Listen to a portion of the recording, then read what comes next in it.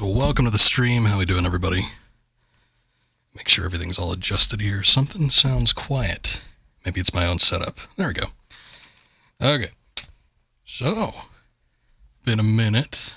We didn't do a Wednesday stream last week. I was actually feeling a little bit under the weather. And, fortunately, seems like the worst of it has passed. I had a really, really bad sore throat. So definitely didn't want to stream where I'd be doing a decent amount of talking. I was thinking about doing a weekend stream, but it just didn't pan out. Too much work over the weekend and still kind of sick for some of it. So decided, I'll just push it to later on to next week. So I don't know. Maybe we'll do some additional days of streaming this week to make up for it. We'll see. I do want to make some progress, though. We're going to be doing a little bit of Tomb Raider 4, 5, 6 Remastered. So we're going to get back into Last Revelation and pick up where we left off there. I know it's the game I streamed last time. Usually I like to alternate, do Final Fantasy VIII, but I figured I want to do a little bit of this, and then maybe 2 Final Fantasy VIIIs back-to-back. See if we can make some progress with that. And I can get to a point where I can maybe grind for a few days off-stream with Final Fantasy, and then maybe we could finish it up by next week. Who knows? But let's go ahead and get into it. Let's go ahead and launch this up and see what we can get done here.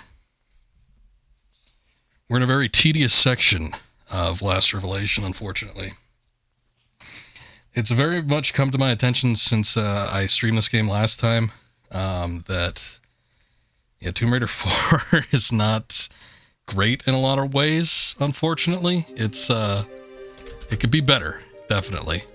It used to be my favorite back in the day, and I've said this, I think, earlier on with this stream, but I liked it a lot better when I originally played it because I think I was using the level skip quite often. So all those shitty sections that we've been having to deal with on stream, that we've had to play through in its entirety and not have any sort of selection or anything.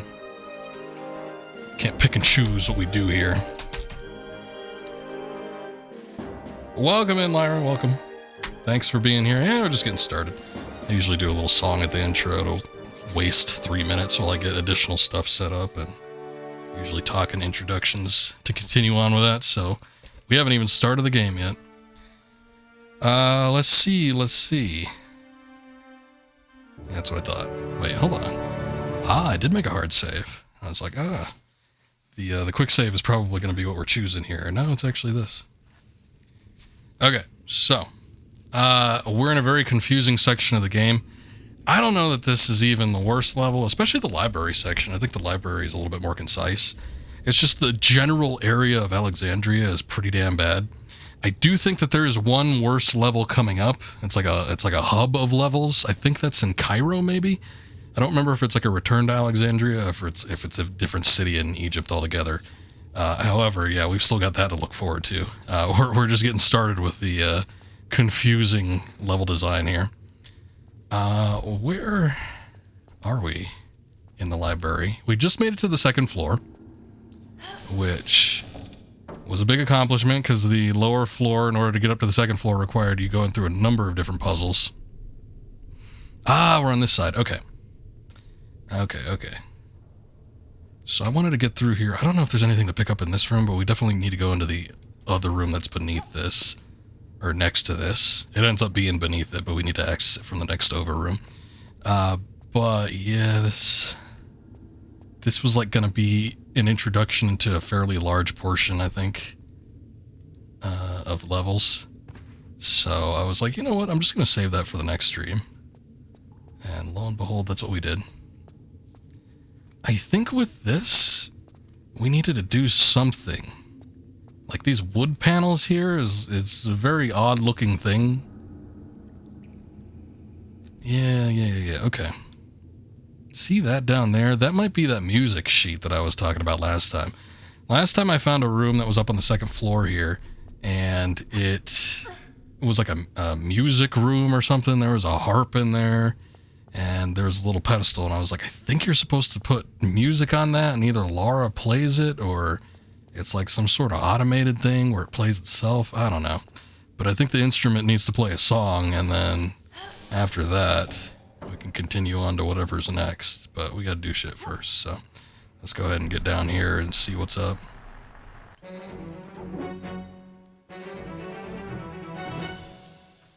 Oh no.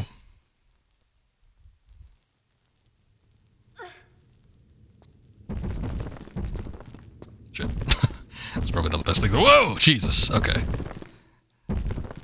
Oops. That wasn't what you were supposed to do. Silly me. I should have known that there was going to be a boulder dropping on my face immediately as I get down in here. What's up, Akuma? Yeah, we need to go back into Alexandria. Laura needs to take some music lessons. I know it's a whole spiel, but we got to do what we got to do. It's a necessity. I'll make the rules. I didn't come up with the specific level design stuff here. Let's see. I think that thing dropped down. Yeah. Here it comes. There it goes. Wow. Okay. I really hope that it's just one. Yeah, we're not seeing a second one come in. Let's see. Boy, I lost a lot of health just jumping up that little bit. And I still lost a little bit of health just with that little drop there. It sucks. What a shitty thing. I hate like mandatory... Oh, God. I hate mandatory health loss. Hold up, you. Okay, hold on. We fought these guys before. I don't think they could climb up. Maybe I shouldn't be using my shotgun. So we've seen these... I don't know what they are. Automatons? Ancient Greek and or Egyptian robots? But you can only kill them by shooting the gem on their chest. So you have to be kind of like directly in front of them in order to do any damage. Of course, when they're running around like this, you're not going to really do anything. But yeah, if you're not hitting the gem that's in front, you're basically not doing anything. However, I don't really want to use my shotgun shells for this. I don't know how much HP they have in general, but it seems like the ones that weren't like the big head honcho guys tended to not have that much HP. Of course, we were using shotguns. He's grunting and shit, so I can only assume that he's taking damage. I'm seeing a little bit of green. There it goes, there it goes. The green means that he's dying. Okay. So, now that we're down here, we have something to do, obviously. There's going to be a whole slew of puzzles. I don't know what specifically we need to do, but I'm sure we could figure it out.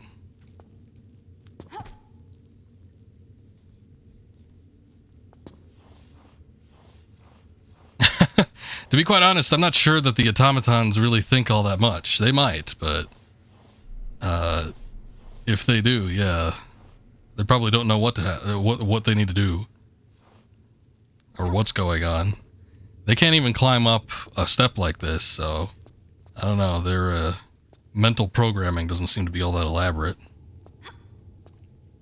Oh, there it is. Wait, what? Oh shit. Okay, well at least I didn't die there.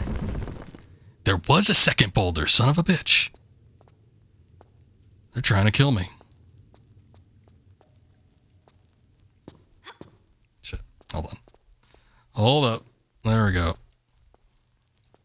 Ah. No? What the hell?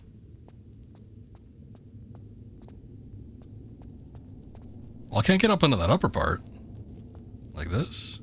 She's just going to slide down from that. Can I get on top of that? Let me try this again. Hold on. There we go. Okay. I thought so. I was like, no, there's no way they'd make me go up higher than I need to go for something so stupid. There we go. Wait, that didn't open the mouth, though. I think we need to open up the mouth further before we get it in there. Yeah, let's see.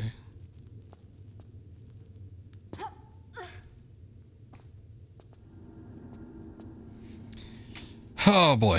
But, yeah, we got through some of the worst stuff in this game that there is available to us. We did the whole last stream, I think, was spent in Alexandria, pretty much. We had done the train portion before that, which even that was a little bit confusing. If you figure it's a train, there's not really a whole lot of places you can go, but it was very confusing to me as to where I needed to go in order to progress it. So Had some hiccups here and there, but ultimately we were able to finish it up. But yeah, this whole section spent in Alexandria has been a pain in the ass so far. It is not... See, that's why we do quick saves. It's not fun in a lot of regards just because it is so confusing. We've touched on it before, but Tomb Raider 4... Core was getting really burnt with the Tomb Raider games. They were basically doing them, like once a year. And they wanted to do something different, basically. At the end of the day, that's all they wanted. They wanted to try different things. They wanted to, make different games. But Tomb Raider was the moneymaker, so they needed to do whatever they were doing in the confines of Tomb Raider. So what they attempted to do here was to make a game that was a little bit more than what they had previously done. Make the levels a little bit more expanded, make it kind of almost open world in a sense. And the first go at that would be this Alexandria here. Alexandria is basically a hub for several different dungeons, essentially. And they wanted it to, you have this big area that you could explore. Now, on the original PlayStation, we've seen that there's still loading screens with this game, but on the original PlayStation, every time you need to load up a new area, that's 30 seconds or whatever, that you need to do that every time you were traversing from one spot to the next. And we've seen with some of the puzzles, you need to go between multiple different areas in order to solve puzzles. It could be confusing just on that alone. Where's that one go? Oh, that goes back into that room, which I don't think we need anything in right now. Let me see if that door opens, though. So, fortunately, I did remember some of the puzzles that, required you to go to multiple rooms. But yeah, first time playing this, God, it was so confusing when I actually had to legitimately play it and not just rest on my laurels and skip levels as I pleased.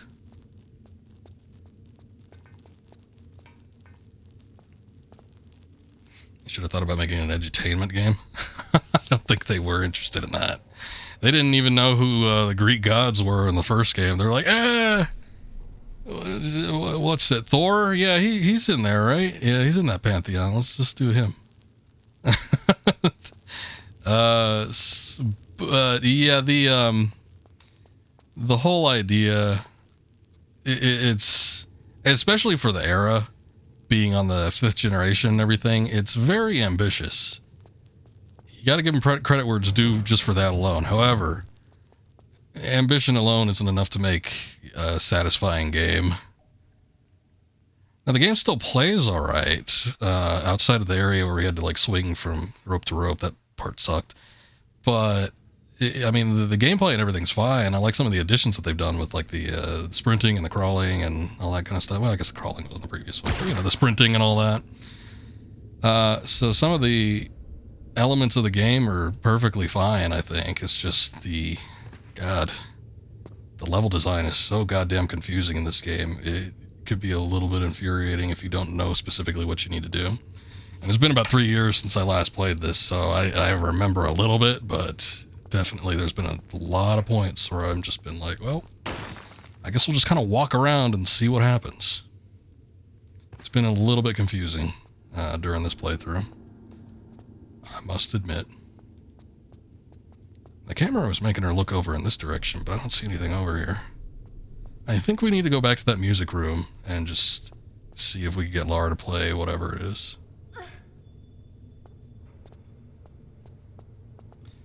But once we get out of the Alexandria area, I think we'll probably have a few levels that are a little bit more concise, which will be nice.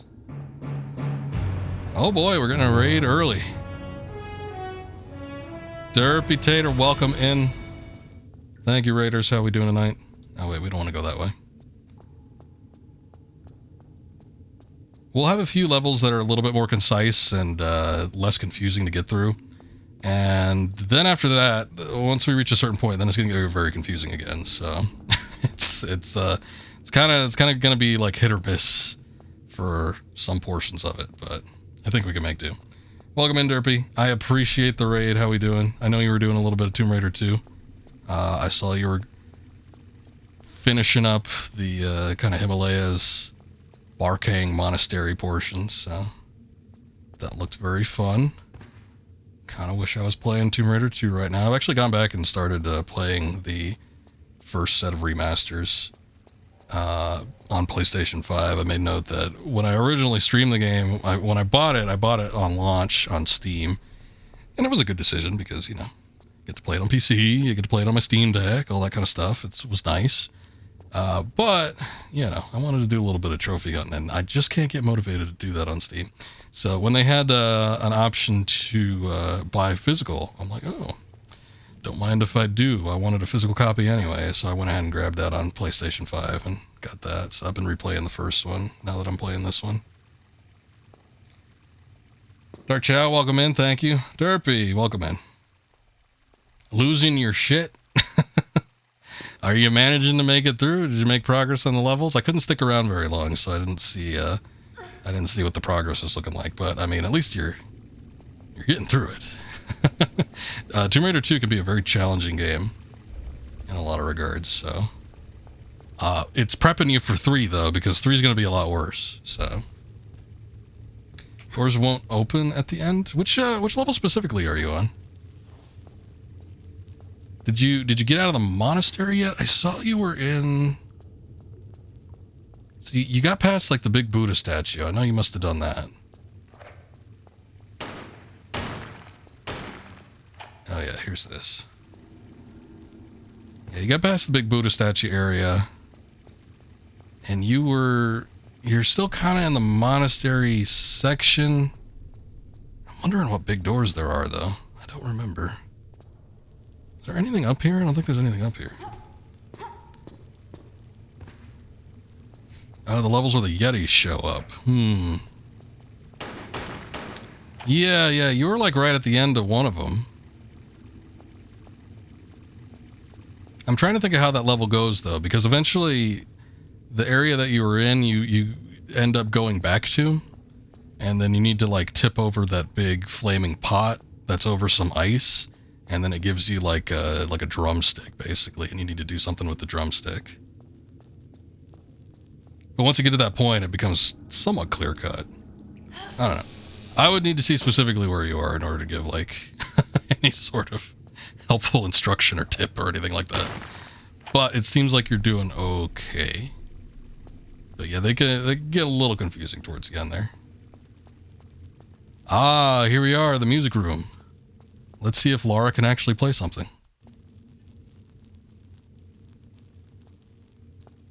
Oh, she does play it.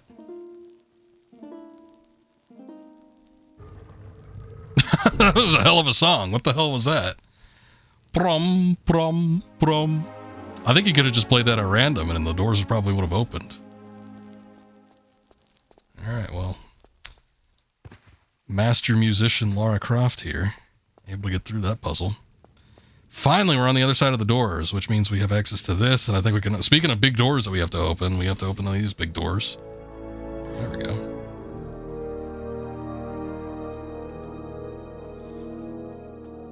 Yeah, I think, if I remember right, so there's a big set of doors there. I think I maybe know what you're talking about. There's like a big set of doors, and, actually, I'm just going to jump off. I think that might be better. But you need to do something before you can go to those big doors. Like, there's another level that you need to get into. Let me think. There was the Yeti level. Okay, hold on. The Yeti level is where they're in the cages and stuff, though, right? Okay, is it the one with the jump pads? You might be already be in there. I'm, like, retracing my steps. Yeah, it's the one with the jump pads? Okay, that's what I thought. And you went all the way up top? Yeah, I think you did, because I remember seeing that trap room. What's this? Read a book, Akuma. Yetis and cages, and then you went up to the room that had all the spikes in it. There were the rooms in the dark.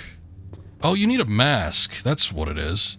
You get a mask that you use to open up a room that's like really, really dark, and then there's like a room with a bunch of Yetis. Did you do that? I don't think I know that song, Akuma, no.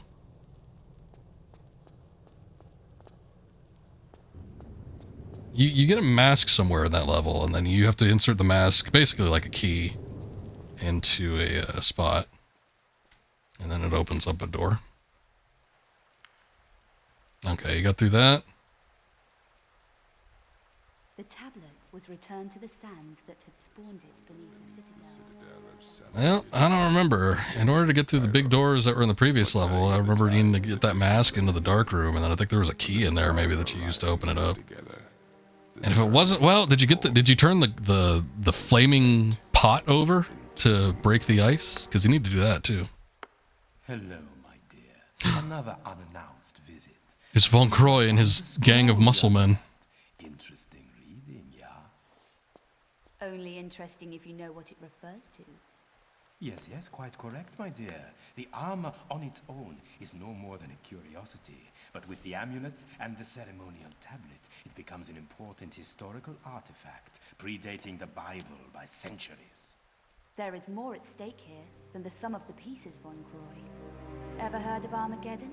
Unpleasant, even by your standards.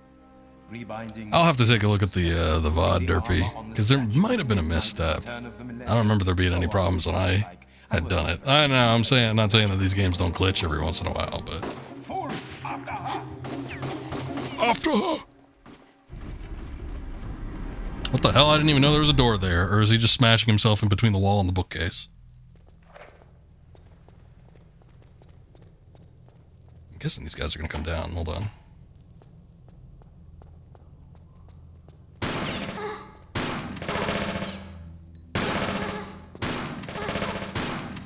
How come that guy dropped dead first and these guys take like 3 extra bullets? That hardly seems fair. Okay, do I have Uzis yet? Oh, I do. Okay, I got Uzis. I do not have Magnums. I've got shotgun, but I'm running low. I do have a grenade launcher. That's right. Oh yeah, and the crossbow. What the hell's a grenade? Oh, there it is. Okay, I only have 7 grenades. Yeah, they were running... So, as I was just talking about fairly recently, they were expanding the levels in these games to the point where... oh shit, I guess you can't jump up there.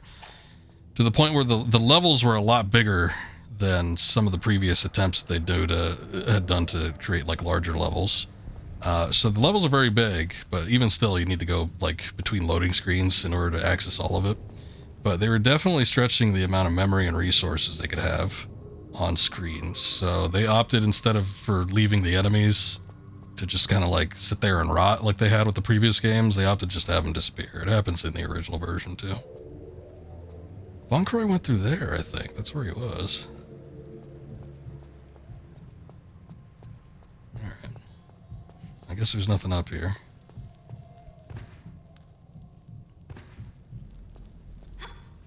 Let's check the other side. Oh, there's also this. What the hell's that? Hold up. What's up here? Nothing? Oh, there's that. Okay. I might need that. That looks important. It's on a pedestal after all. You can't ignore it.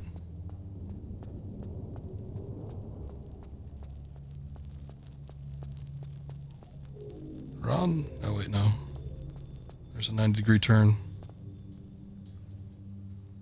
So, what is this? Wrong way. It is the Pharaoh's Knot.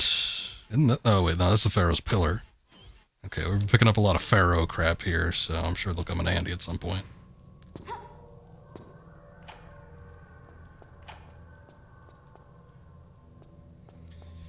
Oh, boy.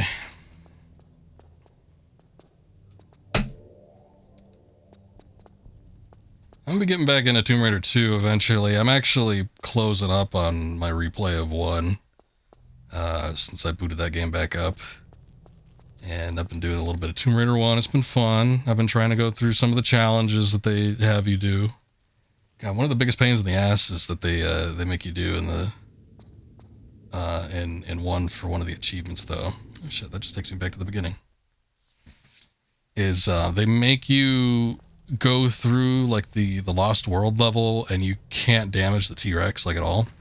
So it becomes a huge pain in the ass when you have all these raptors chasing after you, and then you have to like find a way to skirt around them and shoot them, but not shoot the T-Rex. So, and then you have to like run out of the level in order to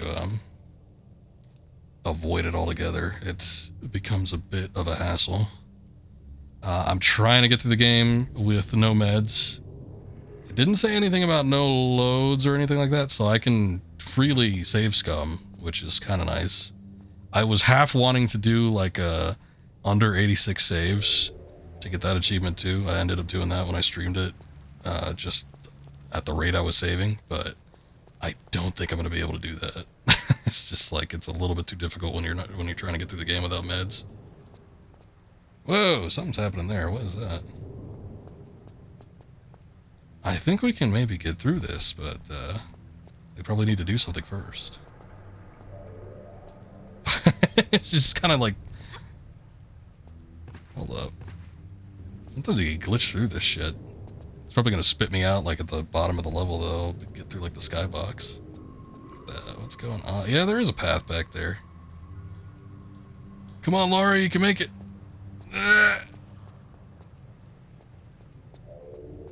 I've seen people do like this weird clipping thing where they... that didn't work. They basically like crouch in a corner, and then as soon as they get up, she like flips out. It's weird. I guess it's not gonna happen there.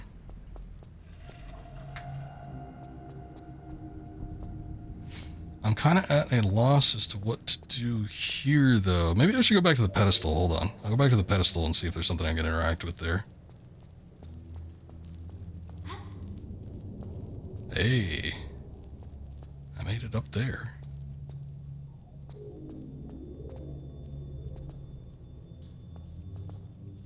Okay, but... this does... oh, wait, hold on. Oh, no, never mind.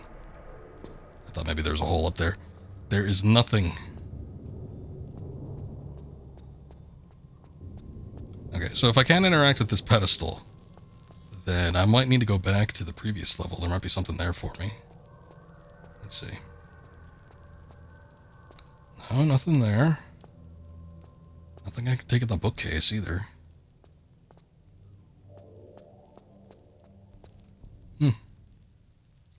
Alrighty then.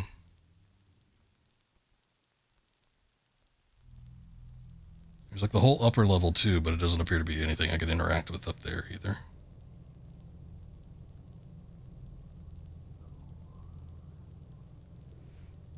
Oh, you know what? Hold on. I'm halfway thinking those doors are too big, but let me see. I might be able to interact with them. Laura, can you do anything with these? Nope. Okay. You know what I'm gonna do? Oh, wait. I'm going to take a look at the options. I put the... I think I did. Okay, yeah, I did. Action indicators off. I'm going to put that on just because it does sometimes get a little confusing as to what you can and can't interact with. And just to kind of make sure we get through this as expediently as possible, I would prefer if I knew there was something I could interact with that I come across. Just walk up here.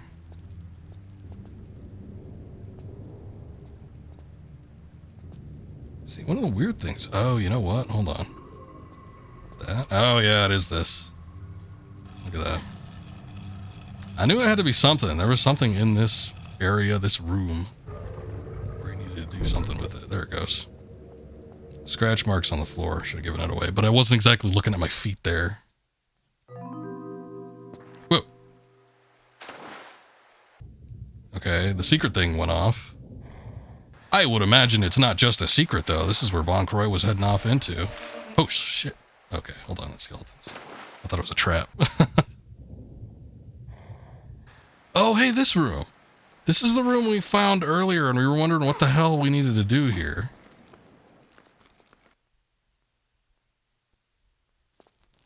What?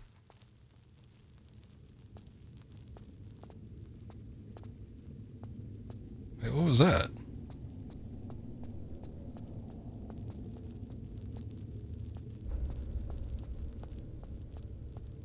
Did it do it? It did a quick load, I think. But I didn't hit the quick load button. Son of a bitch. What the hell is this? Alright.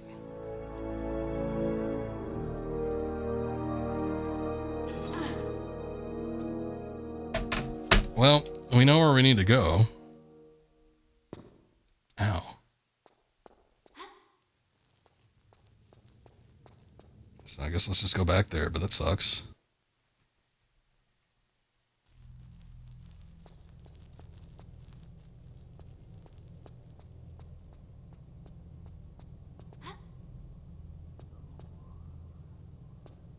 Yeah, oops. The quick load button is when you press in the left analog stick and the select button. Which I didn't do. I think I was taking out the grenade launcher too. But I pushed the one of the shoulder buttons. It was the R trigger actually. It's not what I meant to do, but alright.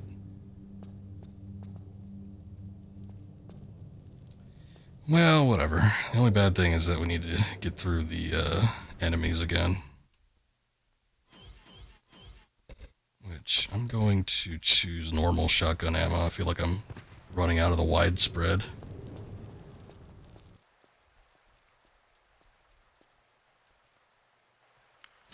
You get to see the cutscene in the original format.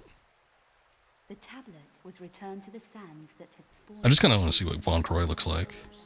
I mean, I don't mind seeing the old school Lara either, but... Foretelling of the time in the distant millennia. I will say that having one standardized model throughout all 6 of the games is kind of cool. And, you know, obviously she's got the different outfits and everything, but it does kind of take the flavor away from each, like, passing generation. Because, as noted before, like, even the first 3 games, Lara looked inconsistently different between all of them. And, Tomb Raider 4, and I guess also moving into 5, was probably my favorite Lara Croft look. I thought she looked the best in these games. With this model in particular, the one that we see here. And obviously by the time you get to the PS2 with Angel of Darkness, she looks so, like, vastly different compared to every previous rendition. But it was a nice little unique thing. And you can flip back to the original visuals, but I don't know. I guess there would be no way to really reflect it with the remastered models. But it's just something you lose out on not playing the originals. Even if it's just a bit.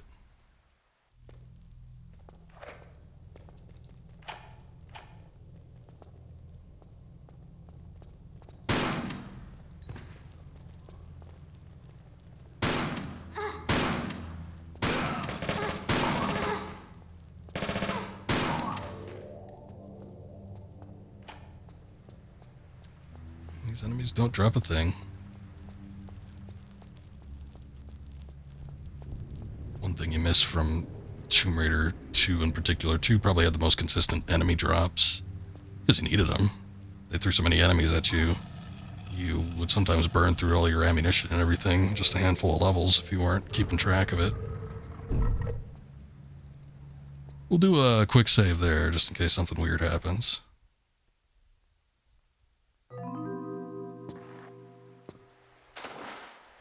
I think it's weird that the secret chime, like, chimes in.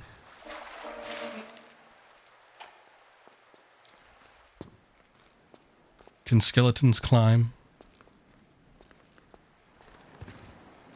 I don't know. I guess we'll never know the answer to that question, but they can explode.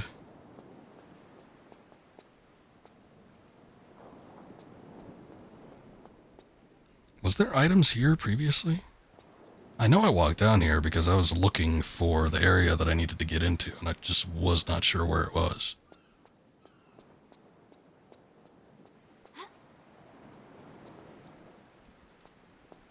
There's a ladder here, right? Yeah, there it is.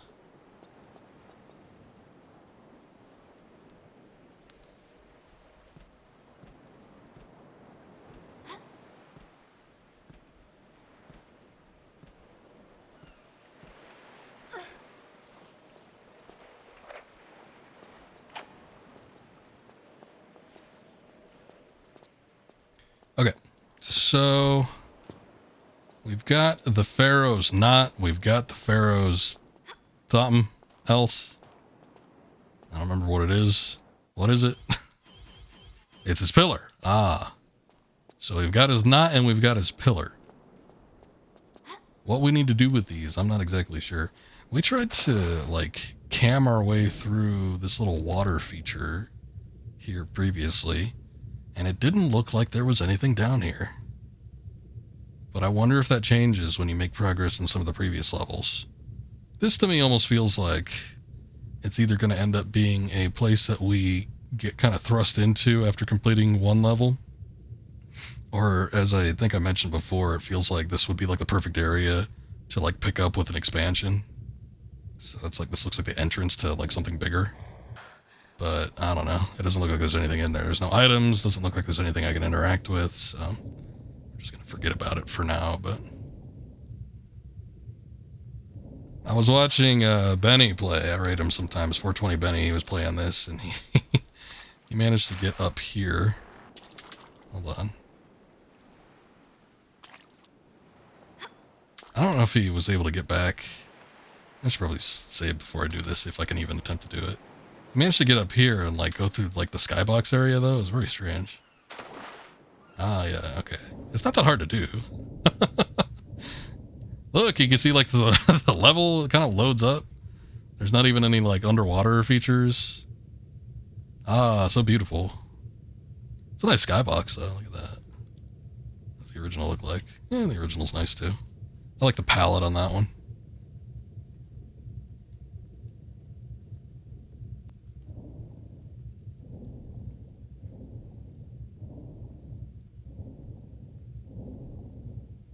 Those ancient Egyptian mystery zones where there's... look how the water spits you back out here. Where there's just nothing. There's skybox and the end of it, and that's it.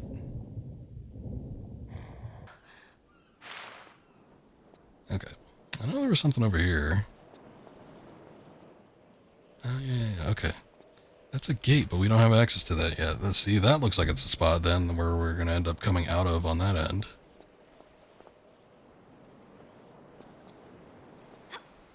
I think the only way we can get back up is by going this way. I think I might go talk to Lara's friend just to see what he has to say. Again, he will kind of give you hints on what you need to do and where you need to go. I'm sure if I just beat around the bush, I'll probably be able to find something. But listening to his input probably couldn't hurt, right? The only thing about it is it's a little bit time consuming. I don't really remember there being any places we can go. God, unless we need to get back into that like sarcophagus room, which that was kind of a pain in the ass to get to. But I don't remember there being any places that we could go or that we had seen where there were, I don't know, like a spot you could put the stuff that we got onto. I'm assuming at the very least we don't need to go back into the library. It seemed like we were pretty much done with that. There wasn't anything else left in there. We did all the puzzles. Pretty sure we did all the rooms. I'm just like mapping them out in my brain.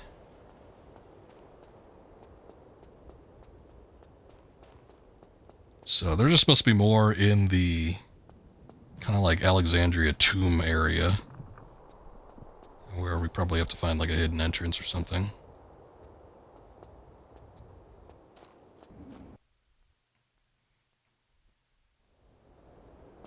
Let's see what this guy has to say though. Oh shit. And them scorpions are back.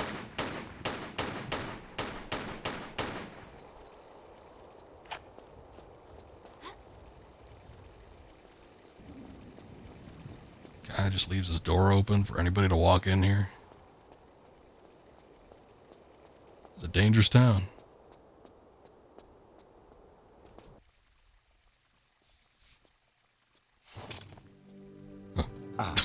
Lara, you have most truly put Von Croy's nose out of joint this time. If events were less catastrophic, I would be very happy. As it is, we must now be even more careful.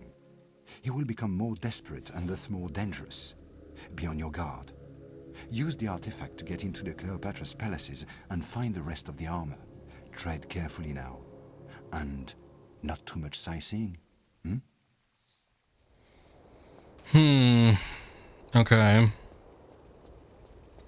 Well, if what we had access to previously was Cleopatra's palace, I guess ultimately we do need to find the rest of the armors, but I don't know if they're going to be in the exact same locations as the ones that the one. I think we just got the gauntlet, the one that we saw previously. But I guess we'll just kind of head back in there and see if there's anything that we can interact with, perhaps.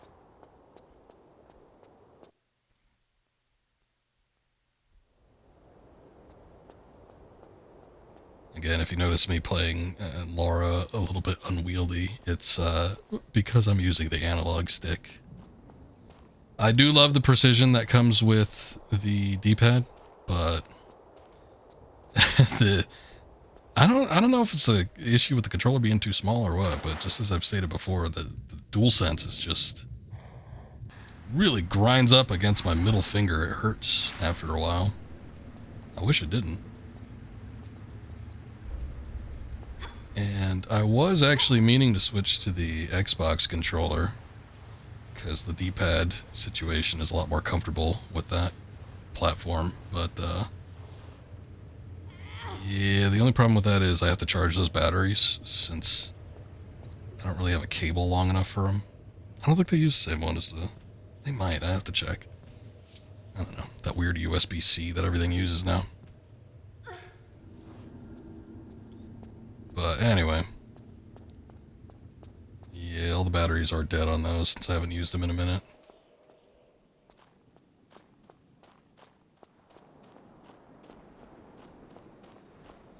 Okay, if we're going back to the same areas that we were at before, I need to go up here.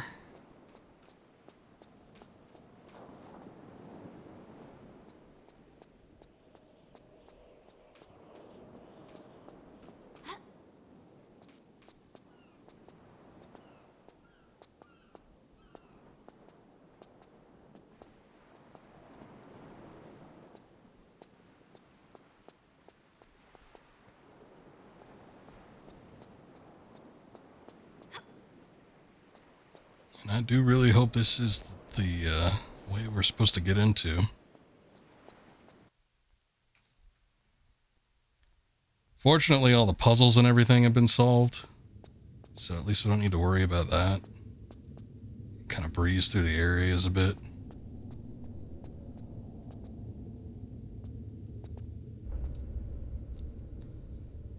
Let's see, we opened up this door. Where did this go? Oh, this is like down into one of the, I think that goes into like one of the Trident areas, yeah. Yep. That's where one of them was.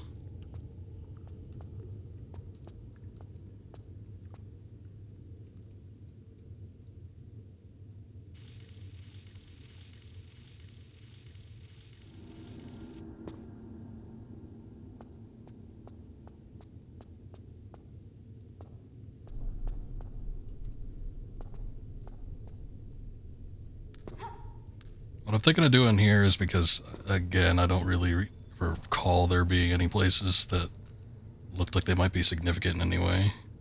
I think I'm just going to go back to where that original armor was and see if there's something we can interact with over there. Now that we have these other two items.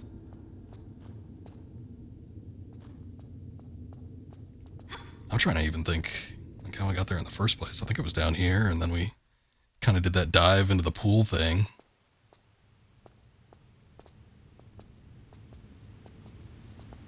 You know, it was kind of odd, though, because I remember, like, getting into the Alexandrian library almost forcefully. Like, I was like, oh, I guess we're moving on to something different, when it did seem like there was still more to do. So I bet you we do need to go back there. It just felt like such an odd sequence of events, though. We'll just kind of go back the way we sort of came from.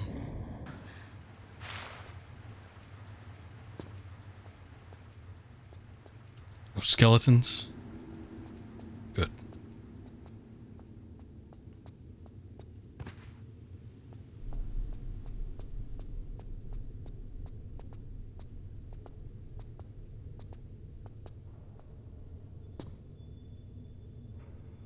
Okay.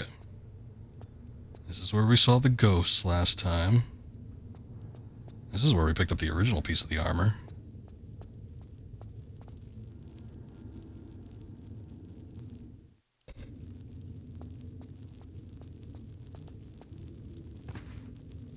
I was almost thinking some of the other armor would be like in here, but I guess I can't interact with anything there. Yeah, that's where what we originally used to get it.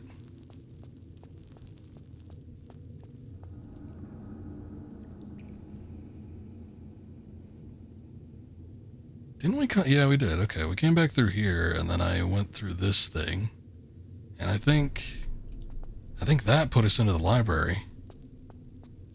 But we also opened up this path over here, so what the hell was this?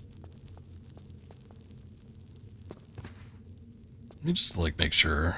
I'm just gonna brush up against all this shit, make sure there's nothing that we can actually interact with. I almost feel like they're trying to pull one over on me.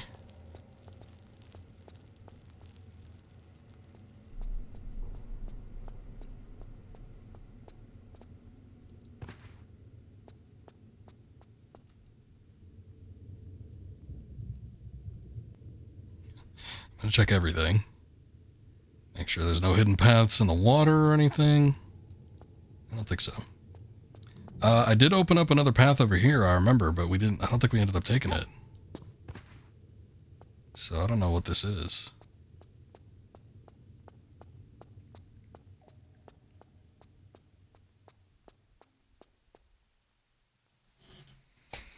Big old fountain.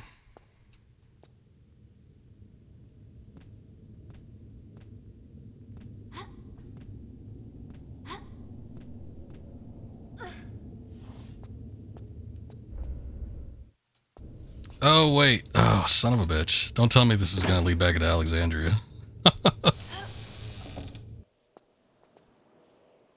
Yep, it's that gate. It's the gate that we saw earlier. Ah, so that's how you open it. Well, that doesn't help me.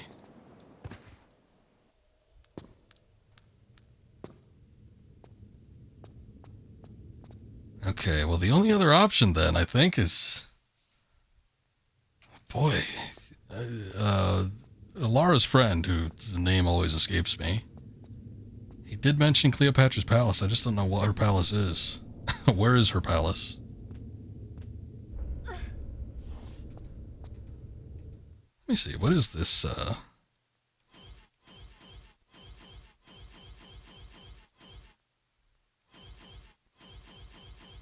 there anything I could use to, like, get level stats? Oh, there it is. This is the Temple of Poseidon.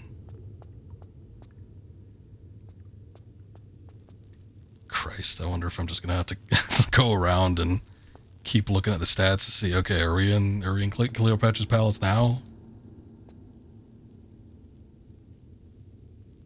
Are we there yet?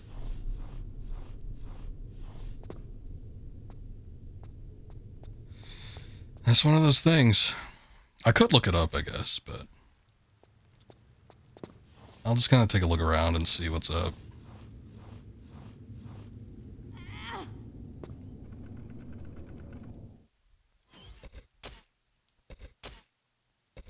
This is the Lost Library.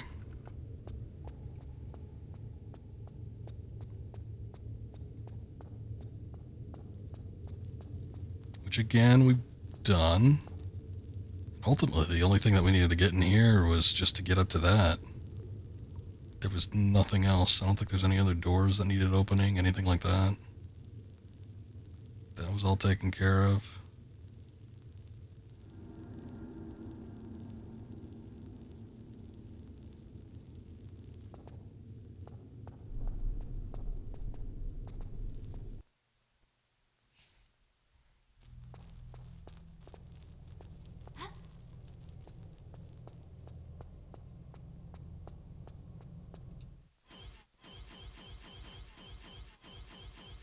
Why do they put me off the glasses every time? Hall of Demetrius. Cleopatra's name not mentioned, so this must not be her palace.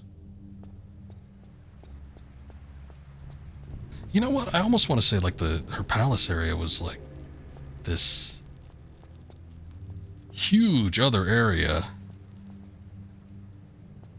I don't know.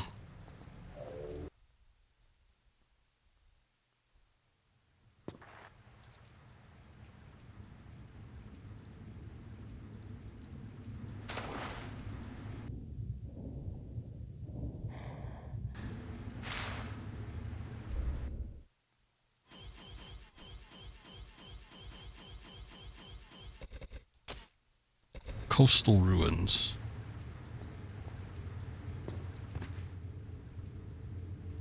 Where did I make that quick save?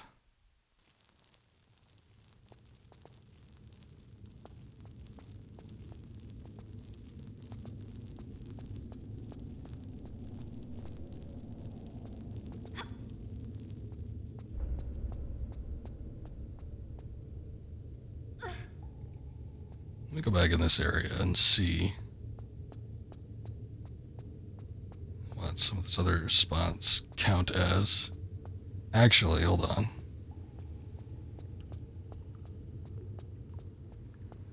I probably won't be able to go back through here because I think we needed to go through water. Yeah. I could have her swim back up, but I think it's too... Yeah. Yeah, she's not going to be able to jump back up that. It doesn't look like there's any spots she can grip onto either. Well, shit.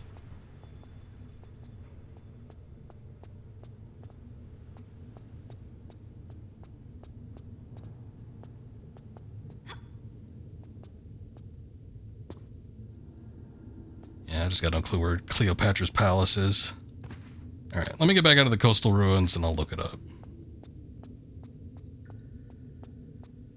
If that even is it, I mean, Laura's friend could just be like talking nonsense.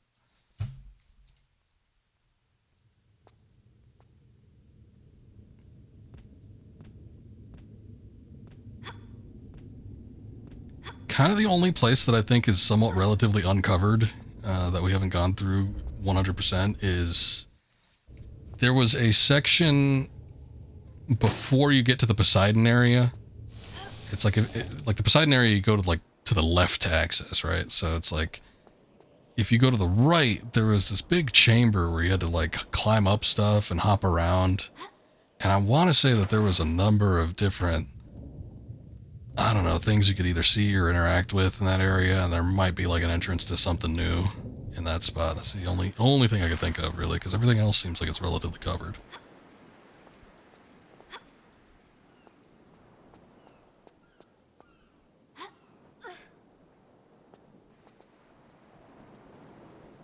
Let me just hop up here real quick. Okay. Old Google, tell me, please.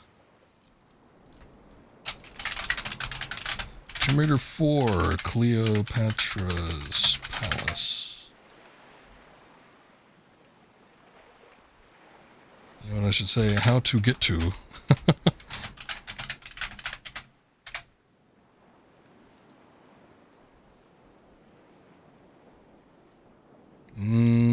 Nope, not that. Oh boy, I found Stella's guide, but the problem with Stella's guide is that they're mostly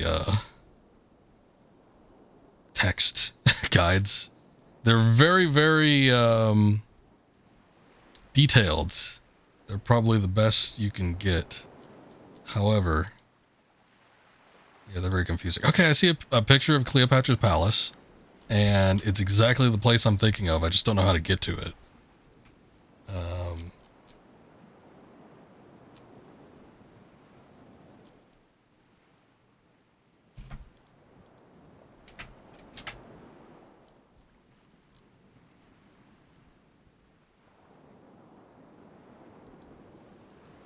Okay, they're accessed through the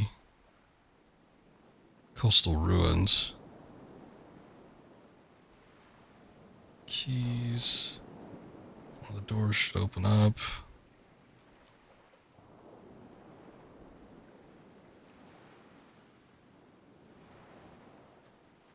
Coastal ruins, you should find a small cave hidden underwater somewhere. Oh, you know what? That's the spot we were at, or I was looking at it, and I'm thinking that's what they must be talking about, because I can't think of any other cave around here.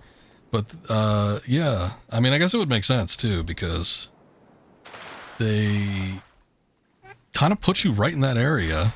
Like, as soon as you leave the library, it's like right in that spot. Oh, God, what the hell happened? Did I get stuck? I think I dove off. I think I dove off at the wrong spot. Oh, son of a bitch. All right.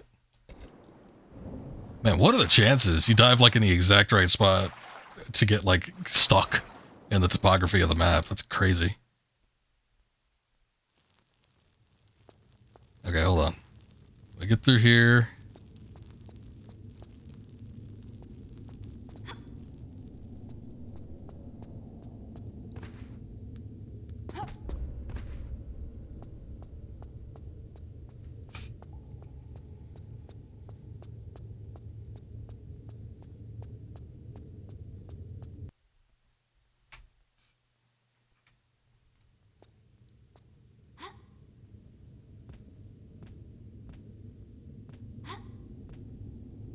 It's the third time I've opened this door up, but it's okay.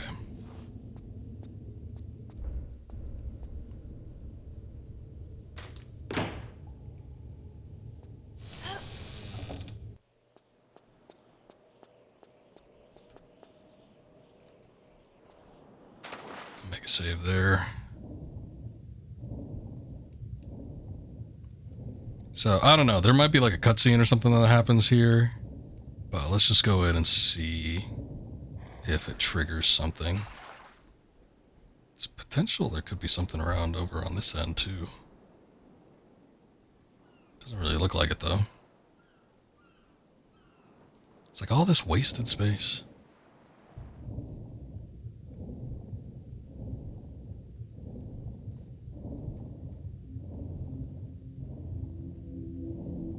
There's like music and stuff.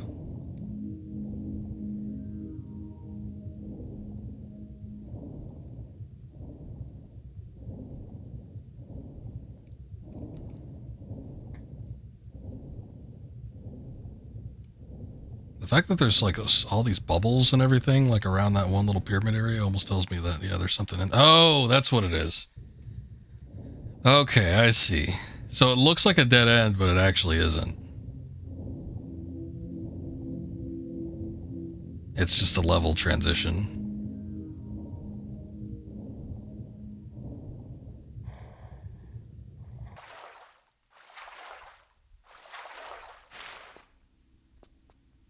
I think what we need to do is go down there for something. We might need to insert those items that we got into something down there, but it also does seem to be something here, so let's see.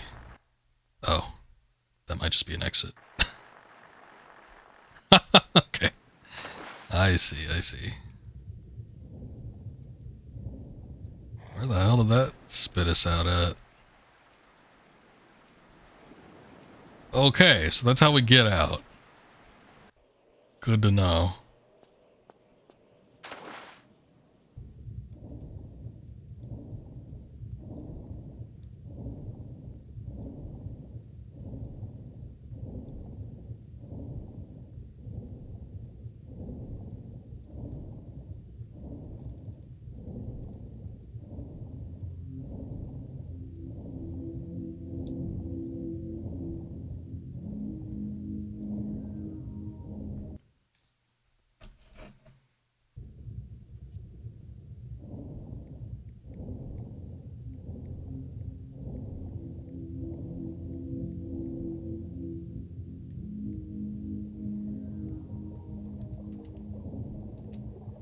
Oh shit. Wait, was that shark here last time?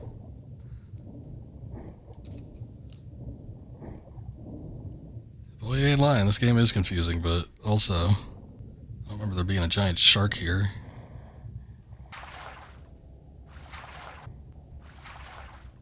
I'm just trying to get out. Come on. I don't think I can kill this thing. I seem to remember it being... Maybe not. Okay. Well, she was about to, like, target it, but I guess she changed her mind at the last second.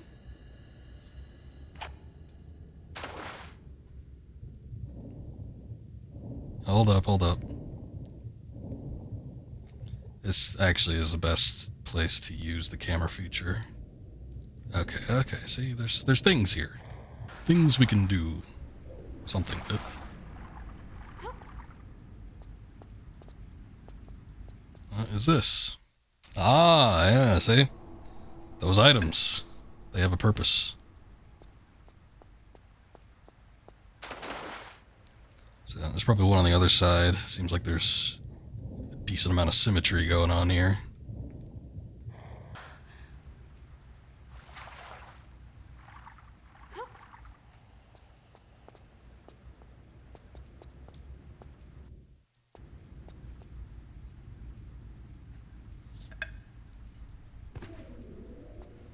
Okay, so now that we got those, I'm going to assume there's a door that opened up. Nope.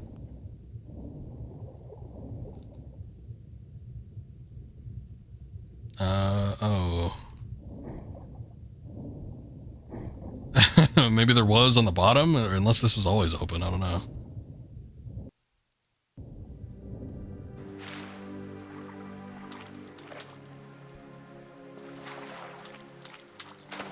The shark did not come and follow us. Okay, I think we found it.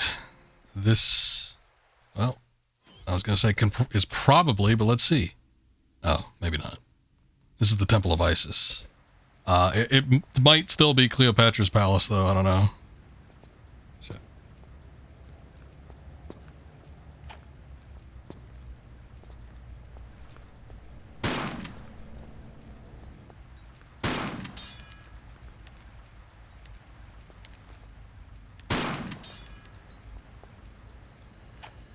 Okay. GG, thank you. Took a little bit of doing and looking up a forum, but we managed to do it.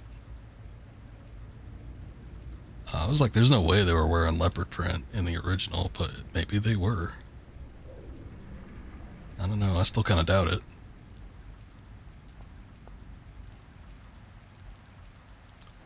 I'm not seeing any items, so down we go.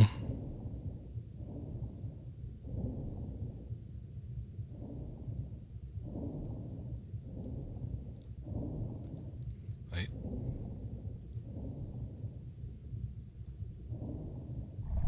Oh, those underwater doors. Always so tricky to find the spot you need to use to open.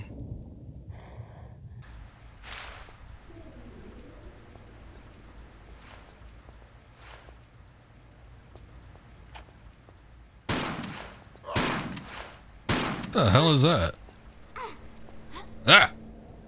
What is that?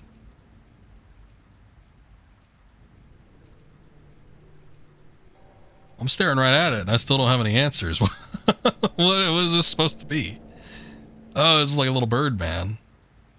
Sort of. He's sort of got like a bird face, or maybe woman.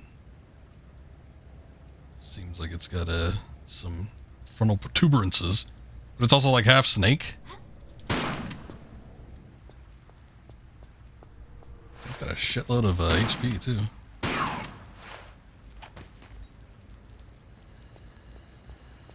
Huh. Okay.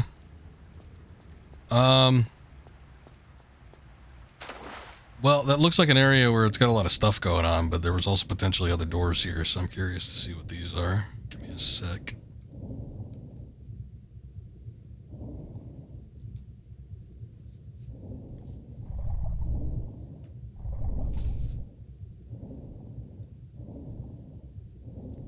Oh, wait. Nothing in here, huh? Not even a secret item. It's just meant to waste your time and your breath. If this is the same deal and there's no items in here, boy, we picked the right one first time around. Yep, okay. Not even an item. A little bit stingy.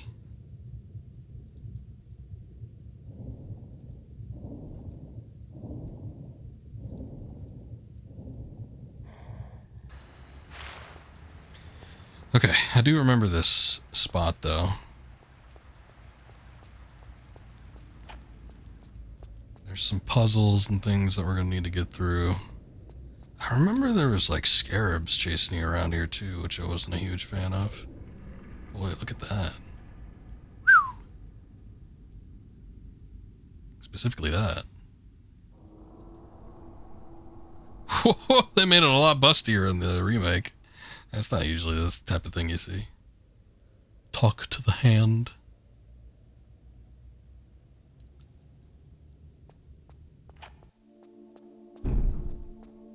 Uh-oh. Oh, door shut behind me. Hold on. I'll make a hard save here.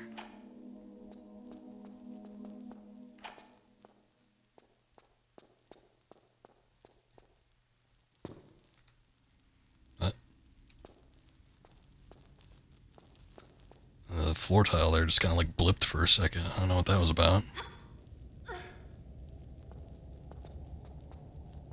Huh.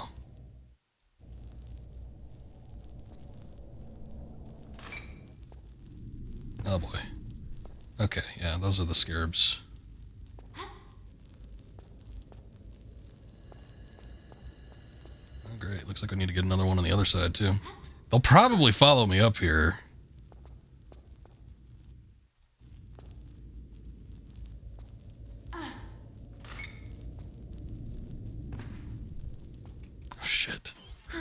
Jeez. Sometimes they do like a shitload of damage.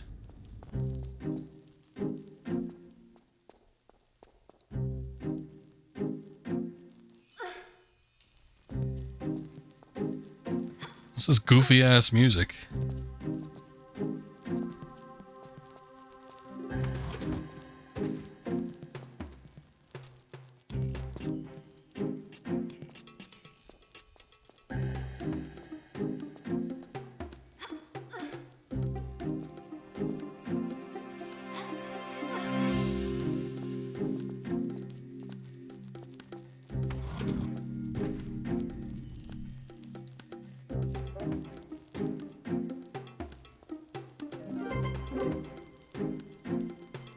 That opened up.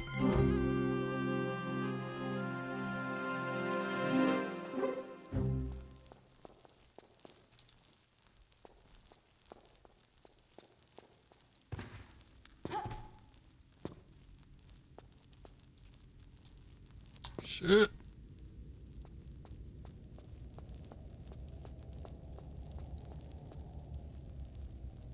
Jump, please. Okay.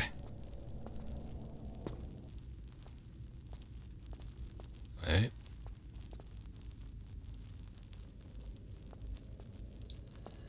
Looks like a winding key. Ah.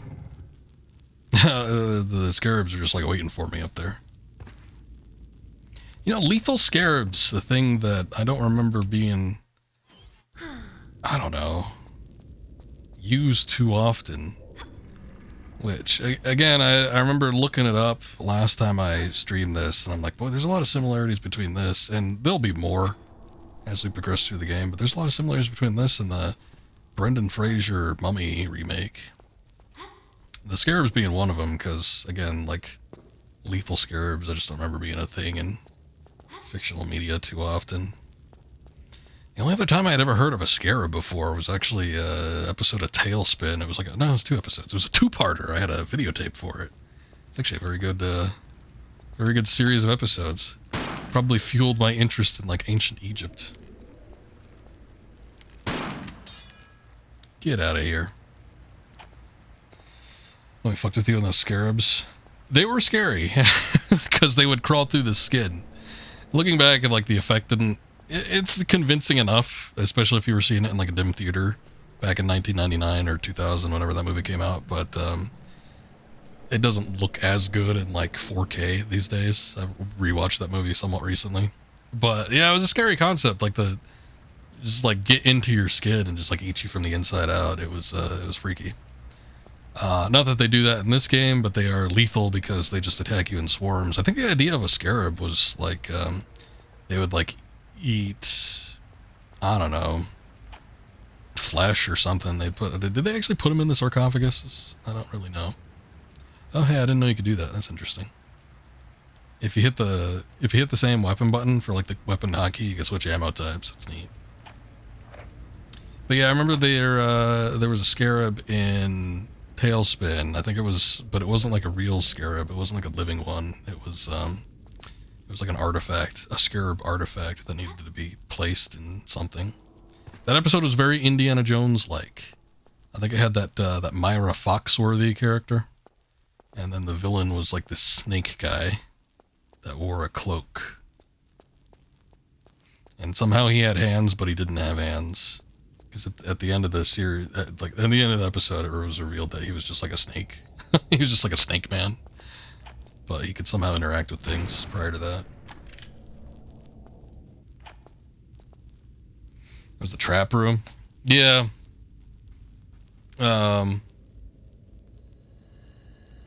They came back several times. I think when they were first introduced, there was that fat guy that they kept saying like stunk. And he was like prying off these little jewel scarabs from the wall, but then they'd like turn into living ones. And then that's when you first saw him. But I think what was his name? Benny?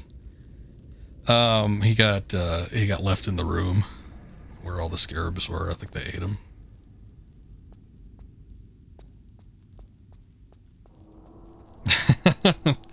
Honto. Somehow I get the feeling like that's not actually happening, but hey, if you want it, we do have photo mode, so have at it. You know what people never think to do in photo modes, though? They never think to change the FOV. Tightening up the FOV really helps the composition for a photo, or picture, an illustration, anything. Not that you tighten FOV, but like really focusing in on characters, and then kind of like getting it to a point where obviously your character is the focal point, and then the background is just sort of like obviously just in the background. You're not really paying attention too much what's going on in there. You could also do different techniques like upping the vignette intensity. Sometimes if you roll a camera too, if we have the option to do that, I don't think I do, you could sort of like fill in the space from top to bottom a little bit more with the character that you're focusing on. But, that's the roll. There we go.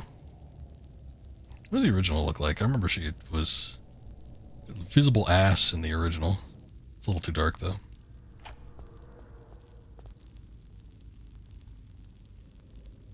Alright, let's use the photo mode for the non-intended purpose.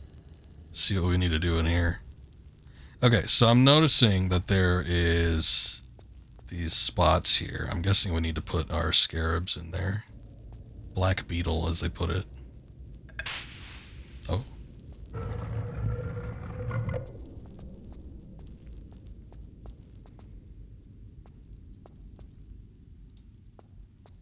Guess not that one.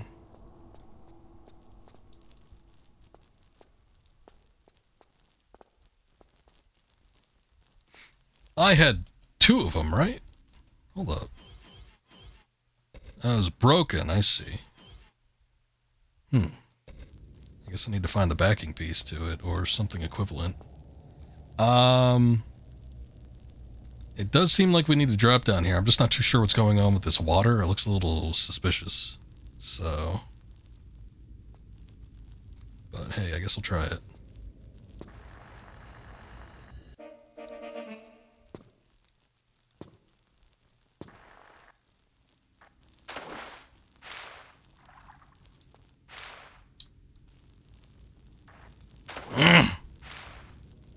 Yeah, that was the problem. Okay. It's fuel or something.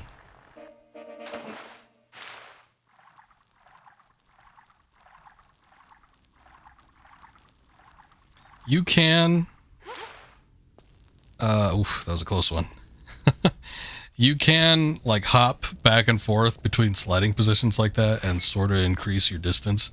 There was a puzzle like that in one of the previous games, I remember, but It's a little tricky to do. I'm sure those beetles aren't going to follow me. Damn scarabs. Not in the fire, right? Oh, no, they are. Wow, how did they manage that?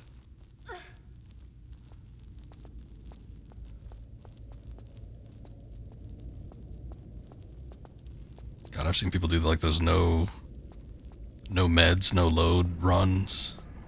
I can't imagine doing it in this game.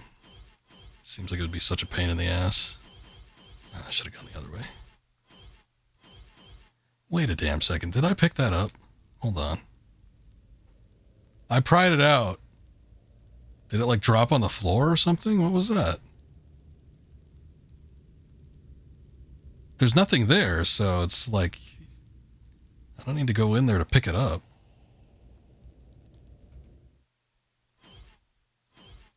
No. No. She said no a little bit more pleasant than that time. Was that just like nothing? We just didn't get anything from prying the beetle off there, I guess. There's another one over here. Oh, there's one over there too.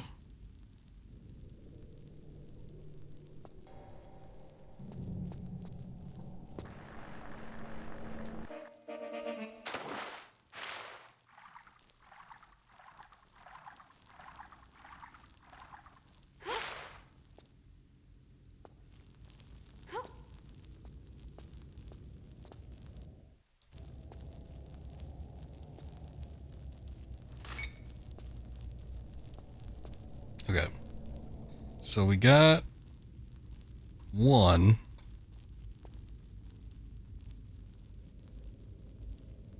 I don't know if I should pick that one up. I would think that we would need to... Well, maybe not. Maybe. Hold on.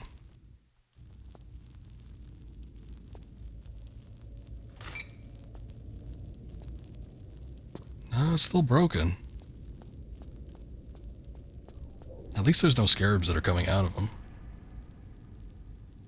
I don't think there's anything else in this area. Is there something up top here?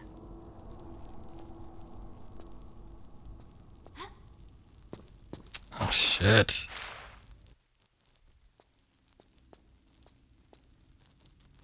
Should have saved before jumping in there.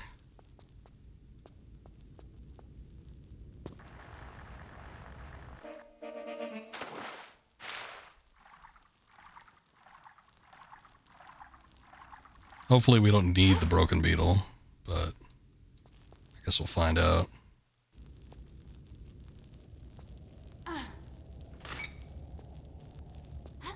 Oh, now they're coming out. What the hell?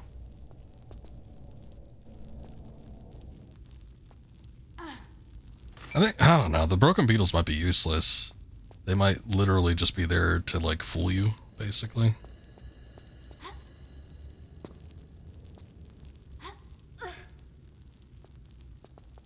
Like, oh yeah, you should pick up this one. And then it ends up being a hazard.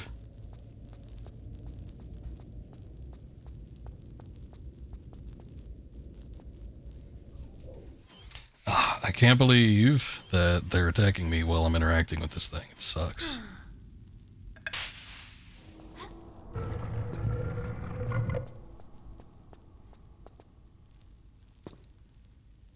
Okay, this is the one we came from, right?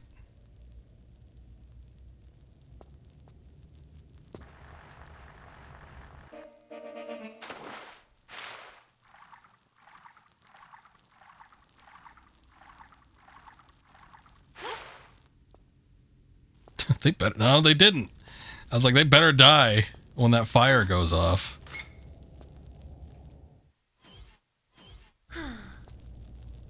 There was a point, it seemed like, where they weren't attacking. Like, I ran to the other side or something. I don't know what I did. And either outpaced them or they just left me alone. But they're so damn aggressive.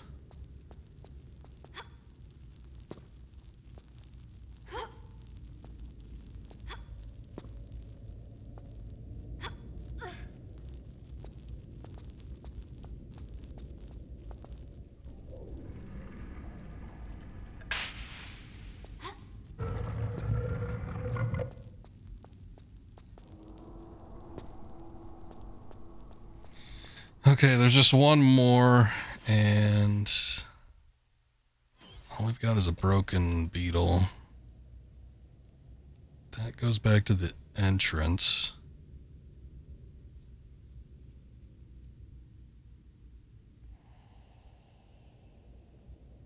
That's one we've picked up. I guess the fire dissipates after a while.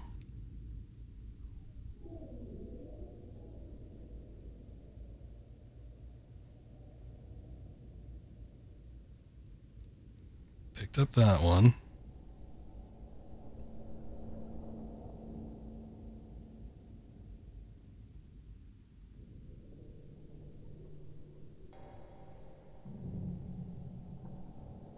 I picked this one up last time and it didn't seem to do anything. Like, it ended up being a broken one. Seems like the broken ones have like a, or the ones that you could use have like a yellow tint to it, like this, and then the ones that are broken, they have like a black and white hue to them. But I picked this one up last time and it ended up being a broken beetle. Maybe it like switches each time? I don't know. It's really kind of weird. It's different every time you play it. Alright, let's see.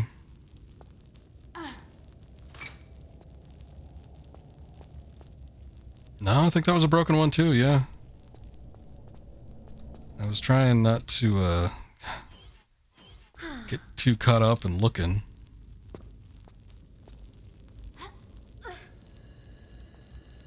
Because I did have the beetles chasing after me.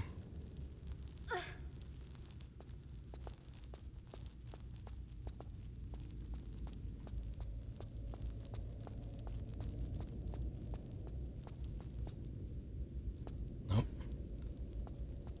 Does it even stack with the rest of them? Let me see. That's just another broken beetle. You can't do anything with it. I'm guessing that you probably find a backing piece or something that you could slide in there. But whatever it is, it ain't here, I guess. There was still this room. Or this side, whatever's going on over here. Oh, that loads up a whole new area. What the hell?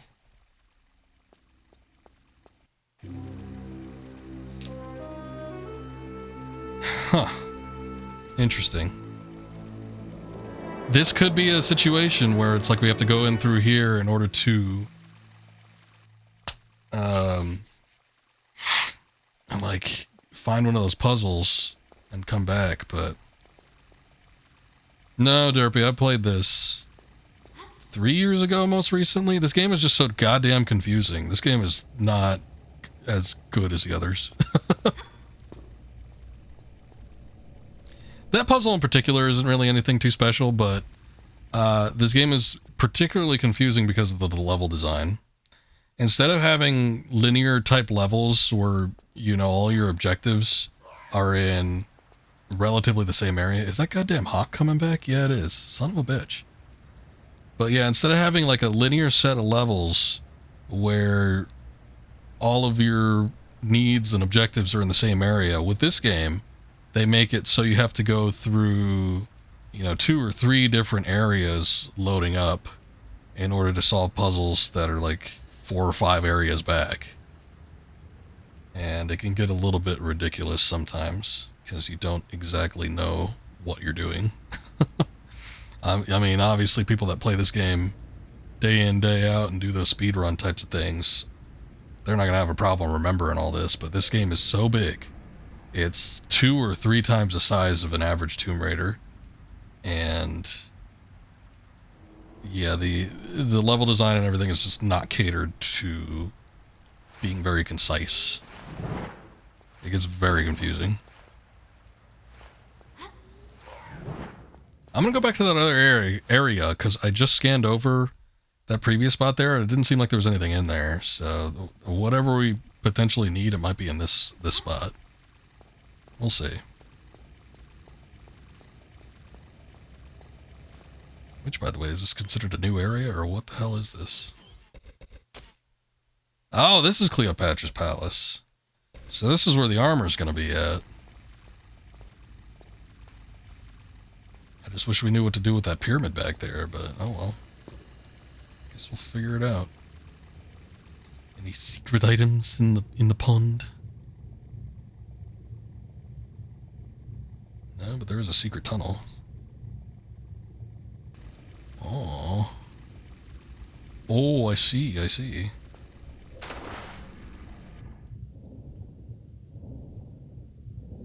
Where the hell was that? Oh, there it is.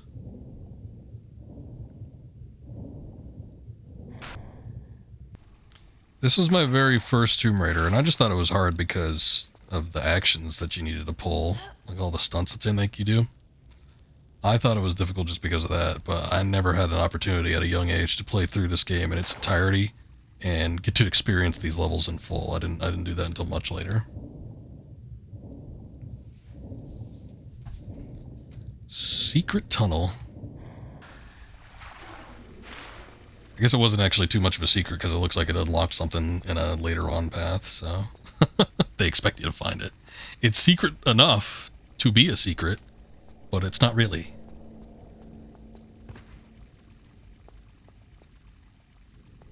But yeah, I cheated my way through this game when I played at age 8 or 9 or whatever that was. And I want to say that I played it again kind of in my teenage years, but I have no clue if I actually played it legit or not. The first recollection of me actually making a legitimate attempt to play through this without any hoopla or anything like that was about 3 years ago when I streamed the entirety of the Tomb Raider series. I played Tomb Raider 1, 2, 3, 4, which is Last Revelation, 5, which is Chronicles, 6, which is Angel of Darkness. Then I moved on to the LAU trilogies. That's Legends, Anniversary, Underworld. And then it was the reboot trilogy, which is Tomb Raider. When did that game come out? 2013? And then Rise of the Tomb Raider, and finally Shadow of the Tomb Raider, and they haven't released a new game since. But we all did that in the span of about 6, 7 months, something like that. Get out of here. Hope you died on the way down. Yeah, you did. And pretty much every one of those games I had played in some fashion. There's a few that I didn't finish, per se. But I'd played all of them at some point. Alrighty, Derpy. I appreciate the raid from earlier. Anybody that stuck around from that raid, I do appreciate you being here as well. And hopefully I catch you on one of your streams. I'd like to see where you are. Maybe there's something I can shed some light on with Tomb Raider 2. I know that game can be a little confusing sometimes. But you have a good night, and we'll catch you later.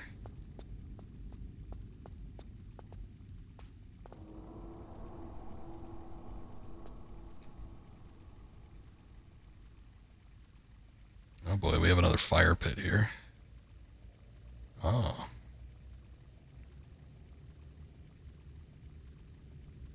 Did I ever look into DMC? You're curious what it would feel like going from Tomb Raider to DMC 3. Yeah, I played the entirety of the Devil May Cry series. Unless there's another DMC I'm not thinking about. I did it all on stream. I forget what prompted that exactly, but it was one of those situations where I'm like, I've never played any of these games, and I would like to play through this. So I started from the beginning on PS2, and boy, the controls on old-fashioned PS2 American release sucked ass. Holy shit, that game sucked because of those controls. But yeah, all the VODs for that are up on YouTube.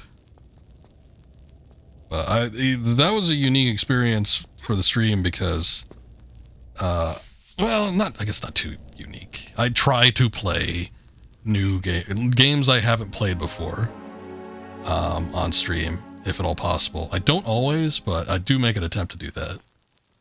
Tomb Raider is a special exception because I love this series so much. But also, this is sort of a new release. But with the Devil May Cry series, I did play all of those for the first time on stream. 3 was my favorite. 4 felt like it had the biggest, it had the best gameplay at some point. It was really, really fun. But only after a certain point. And I really wasn't into, you could like, people were telling me, oh yeah, this is a game that got rushed. And they're like, you'll see why. And I'm like, oh, okay. And then I saw why. Because you basically play the same, you play the game like halfway through what would be a normal game, and then you play through it again to make up the full length of it, except you're playing with Dante instead of Nero. You're playing through it backwards, too. But the gameplay in that one, once I was playing as Dante, like some of his like forms and stuff, some of the most satisfying combat I've played in an action series with 4. Wasn't as good as 3, but I had a really fun time with it. And then DMC was just absolutely hilarious getting through that story. It's one of the stupidest stories I've ever seen in a game. Not the stupidest. I think Wolfenstein 2, the new Colossus or whatever, I think that one still holds the title for that. But yeah, it was ridiculous. But the combat was fun. It was a very well-developed game in terms of mechanics, but goddamn, the story was bad. Well, it was fun because of how bad it was.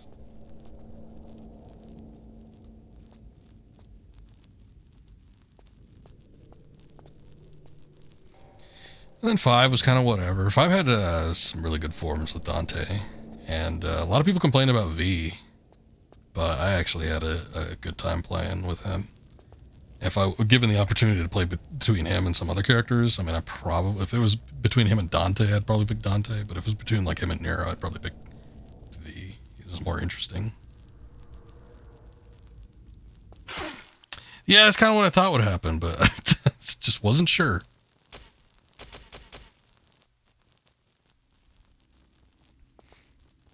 Hey, Chris, welcome back. Your favorite Tomb Raider?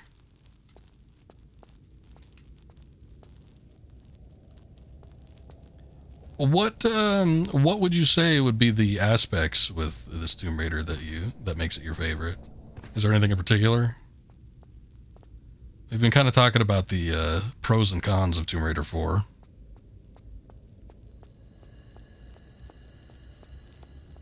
I won't say anything if you haven't been here for a minute. I don't want to lead the witness or anything.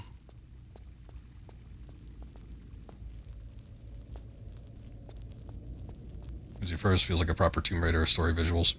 Yes, and I would say those are probably the strongest aspects of it as a Tomb Raider game as well. Also for me, it was my first Tomb Raider as well, so there is that bit of nostalgia. Yep, Yeah, right now you and me are hitting up on the same page. Okay, so that was a full beetle. I forgot to even check on that. I know that we got it, I just didn't look at the item. So we need to go back to that pyramid and see what's up with that. So as a child, as a wee young lad, at the age of 4 or 5 or whatever, I was very, very fascinated with ancient Egypt. I absolutely loved ancient Egyptian architecture, gods, hieroglyphics, all that kind of stuff. Was very much in tune with that, so when I got to play a game that was just kind of centered around all of ancient Egypt in terms of like visuals, locations, any of that stuff, I was there.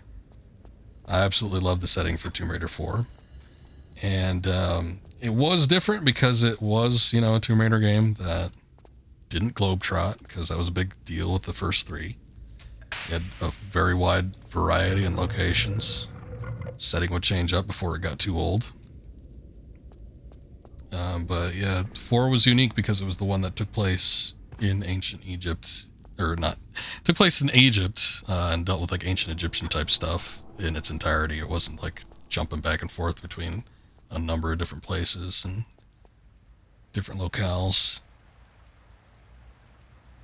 So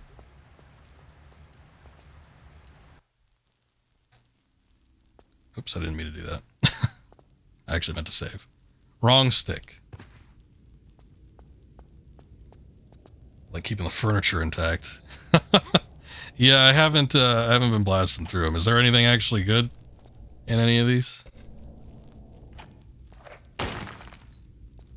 There's a little bit of ammo, I guess.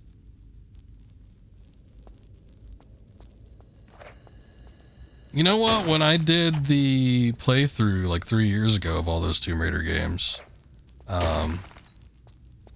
it made me want to rewatch that movie too. The first one. I watched the second one for the first time, and holy shit, that movie was ass. It's awful. Probably the Tomb Raider movie, it would be my assumption. One with Angelina Jolie. There were two, but yeah, that second one was really bad. I'm actually surprised that there's as much in here as there is. Usually when I blast open like pots and stuff like that, it's like a 25 to 75% ratio that there's actually going to be something inside.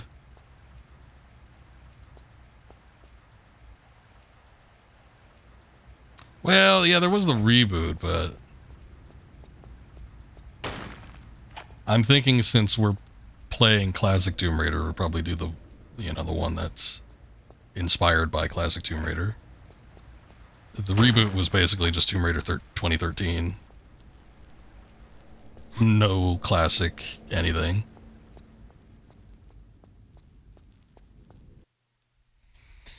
Remember that? You remember you and your sister liking it as kids, but you have no idea what happened in it? It's just a fun little action adventure flick. It's got, oh, what the hell's his name? The latest 007, the latest James Bond, in it before he became like a big star. Oh. Wait, do I want to do that here? Oh, wait. Oh, I know what you need to do with this. Hold on.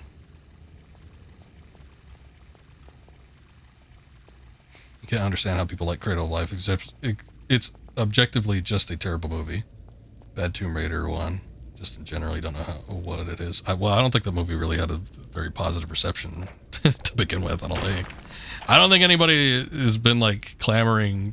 That's why there wasn't a third one with Angelina Jolie.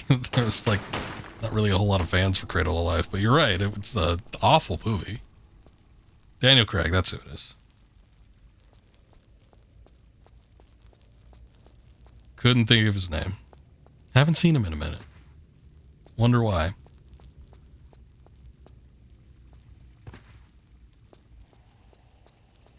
Going back to what I was talking about with this game, though, it's like, this had all of the settings and everything that I liked as a kid that I thought would be great as a video game, but this game was very hard to get through as a child. As a preteen, this was not a game for me. I still loved looking at it. I still loved using level skip to get through everything and invincibility cheats and all that, but I didn't legitimately play this game until, like, years and years later. And years later, I had played all the other Tomb Raiders. And unfortunately, I don't think this one is as good as the rest of them. I do think that the higher focus on the story is good.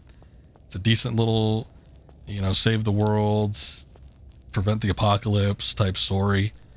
Visually, it looks fantastic in most places, especially compared to the first three, because, boy, they were rough around the edges. But this is a great looking game on the PS1. I'm not going to say it's one of the greatest looking 5th generation games, but it looks good. But boy, the level design in this game just sure ain't great. It's very confusing unless you know what you're doing. And me, even just playing these games 3 years ago, I'm still having a hard time getting through this shit.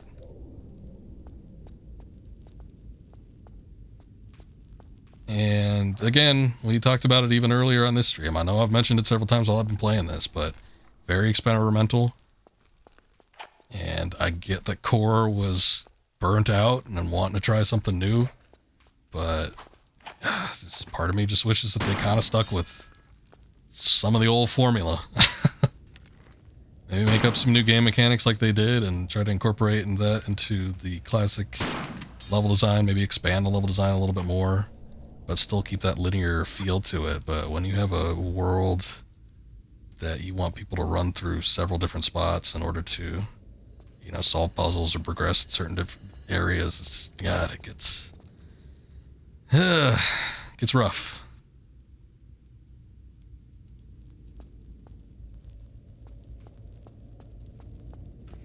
Actually, I love the Tomb Raider connection setting as resembles Mummy from 1999, which starred Rachel Weisz. Daniel Craig starred Tomb Raider, which Cambodia section was inspired by Tomb Raider 4. Yeah. Oh, I forgot they were married, yeah. Yeah, and we were talking about the... Oh, jeez.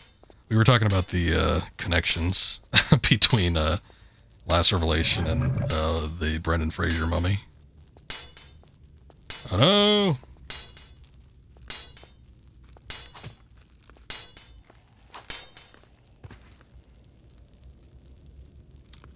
Damn it, you got through the trap. How could you?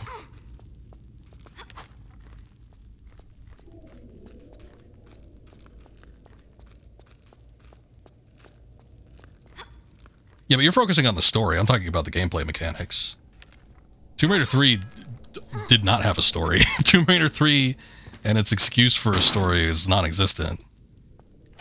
They didn't know what they were doing with in terms of a story for that one. Tomb Raider 4, obviously they knew what they were doing in terms of a story, but the gameplay, they were trying way too much with this. And I think the execution is kind of poor, to be quite honest. Not in all regards. I definitely think that they got it right in areas like this and a few other areas where they kind of lock you into a place. But yeah, having the, you know, stitched together levels, and like the entire hub that is like Alexandria, it's not very fun unless, like I said, unless you know what you're doing.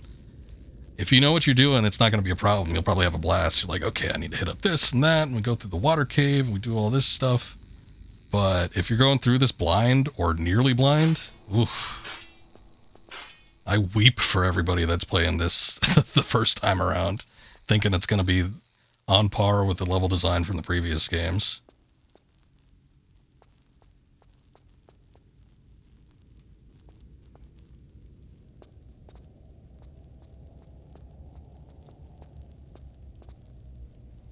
I was waiting to make another Brendan Fraser mummy where he looks like his character from the movie The Whale. Let's not be harsh, come on.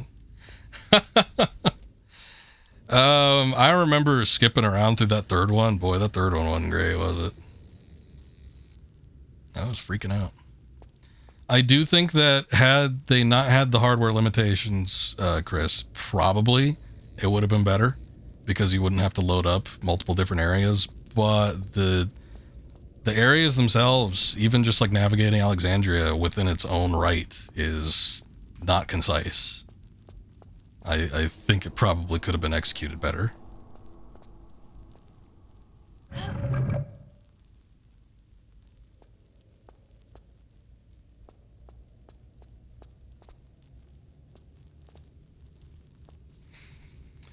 You never had issues with it, but you played it before you had internet, and you still think Tomb Raider 2 and 3 are more confusing and random. I don't think so at all. I played all these games near, in and around launch, except for Tomb Raider 1. I played that a lot later after. And I didn't have internet until... the hell's that? I didn't have internet until, like, regular internet, I did not have until maybe about 2009. So I was a real latecomer when it came to having regular internet. I had access to it at school, I had access to it at my grandparents' house, but I wasn't always using it to, like, look up game guides and stuff like that. I did that for a few games. I don't think I ever did it for Tomb Raider. And I got through Tomb Raider 2 legit, like, at age 9. This one I couldn't even imagine. Like, I played it at age 9, but... like, there's no way I couldn't even get through it like as a teen. I remember I had to look it up just now, a second ago, to see where the hell Cleopatra's Palace was. I'm like, where is that? We finally found it, but still.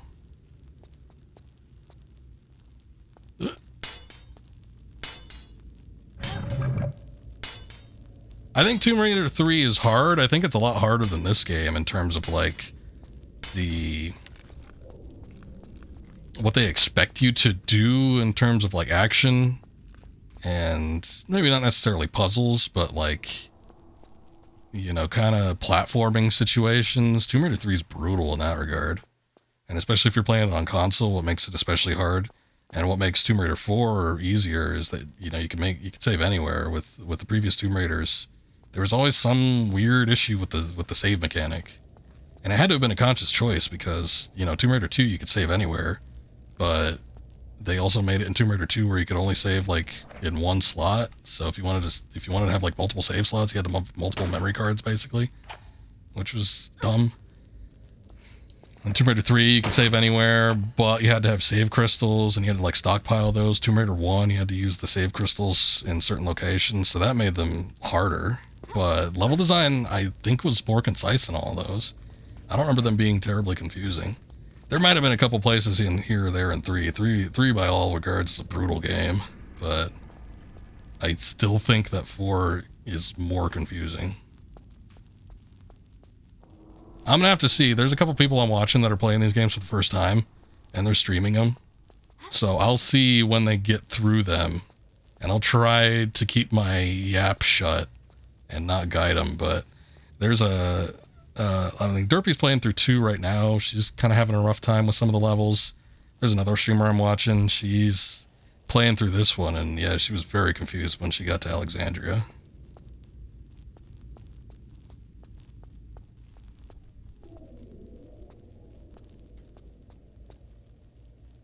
Which is what I did with this one. I went back to Jean, and I asked him, "What's up, John? What's going on?" And he's like, "You have to get to Cleopatra's Palace." Where the hell is that? Can you tell me where I need to go in order to access it? Nope. And tell you jack shit about where it's at. And as a kid, I could guarantee you that I did not know that Jean. They don't say, like, is there a cutscene where they're like, "Come back to me and I'll tell you where you need to go"? I don't think they ever say that.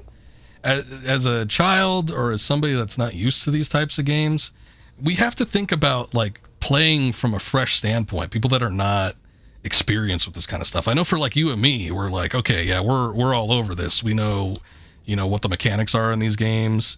We know what's expected of us to do. But like from somebody that's starting this new, they're not going to think to do that. It's not going to be a thing. And yeah, you can look it up on the internet. But yeah, it's just, I'm specifically thinking about what Core was thinking when they originally made this game. There could have been a lot of different things they could have done to make it more clear cut. Let me see. Okay, that's what I thought. I don't know why the scarab isn't working there. It worked everywhere else.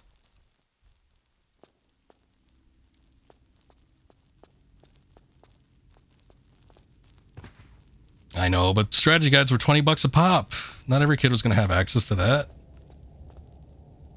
I had maybe 5 strategy guides in my entirety of my childhood. It took some damn hard convincing in order to get those. I wasn't going to waste one on Tomb Raider. I was using them on Pokemon and Final Fantasy and the handheld Zelda games.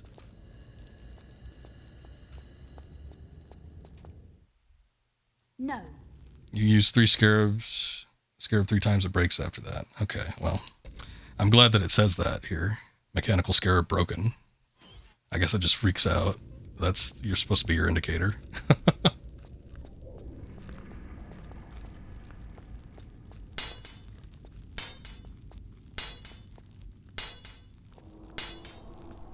I think that's an easy out to say. Well, it's like, oh, well, you're expected to use a game guide. Okay, fair, more money, I get it. But there were other games that were, I want to say, equally as challenging, or I don't recall using a game guide for them. I remember being able to get through Metal Gear Solid relatively unscathed. And, you know, that had some puzzle elements, backtracking, and all that kind of stuff, too. Metal Gear Solid is an excellent example of a game that did the open world a little bit better, where you had to go back through areas several times and, you know, maybe not puzzles necessarily, but definitely go through and find key cards that you needed to unlock doors and get particular items that you could backtrack to. Even going back a little bit earlier, the Metroid games were like that. You know, Super Metroid, Metroid on the NES and Game Boy were not that great, but they were, you know, they were there. I think with Super Metroid, I didn't have a Nintendo Power. I didn't have a game guide for it, but I managed to get through that game fine. Oh, look at that. Okay, hold on. Ah, wait. Can I jump up here? Let's see. this?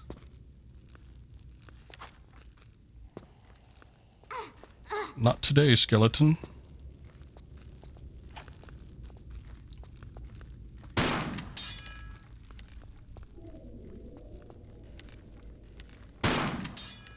There you go. Rest in peace. Okay. Now we just navigate through this, wherever this takes us.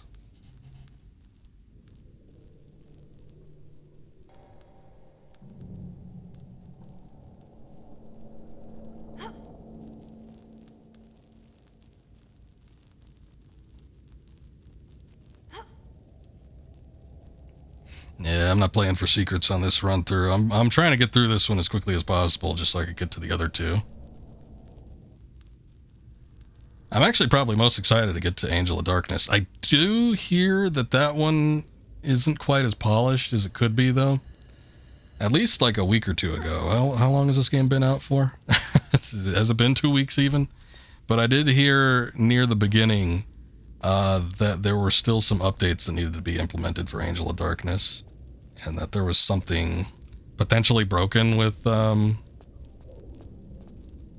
either Angel of Darkness and Chronicles or just Angel of Darkness. So giving it some time to cook probably ain't a bad idea either. If we think back to the release of the first collection of these games, boy, it took them a while to get them to a solid point too. So shouldn't expect everything to, I guess.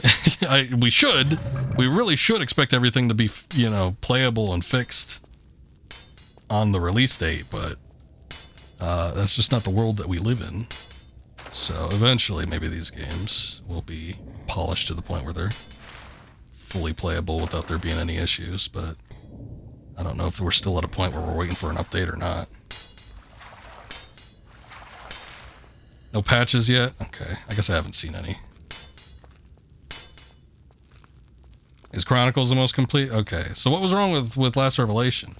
I remember somebody saying something about like the GOG version, and I don't know if it was just the GOG version or if it was every version that wasn't the Steam version, but like that had like a pre-release build, and like items didn't have a full bright effect in the dark. It was very hard to see them apparently.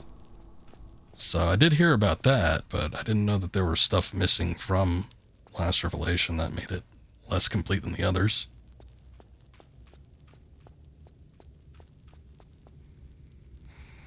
Team one more time they got, I'm guessing, to work on AOD.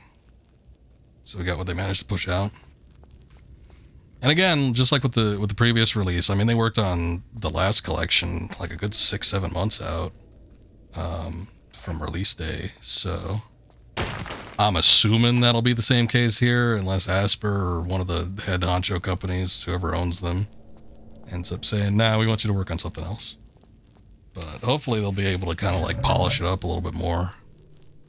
We'll see how the patches kind of go though, but we saw a indentation over here that could probably get into.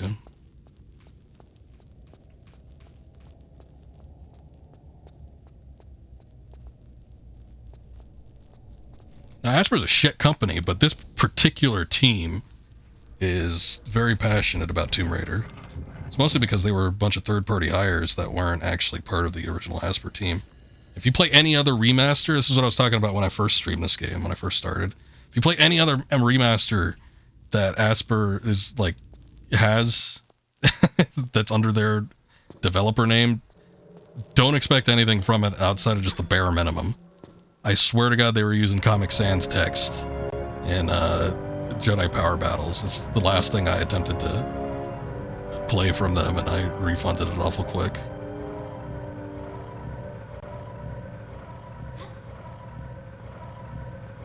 However, I would assume, I'm going to assume that this team is going to have a little bit of leeway, and they're going to be able to patch this, a couple times over, just given the track record from the previous game. Because the previous one they were allowed to, work on, despite the fact that apparently this game was cooking too. We saw that there were hints of a second Tomb Raider collection coming out because they had the coordinates on the map in Area 51. But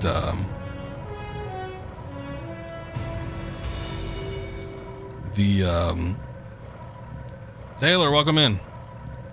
Welcome in, everybody. Thank you for the raid. I appreciate that. Just checking over to see who was actually raiding, because... Okay, I see it now. It was like not telling me right up front. Thank you, I appreciate it. Desolate, welcome in. How you doing? Taylor doing a little bit of Metal Gear Solid, as usual. Doing the Substance version of 2. Good game, good game. It's actually been a minute since I streamed that. I think I did that like 3 years ago. Probably around the same time that I played the PlayStation 1 versions of all the Tomb Raider games here.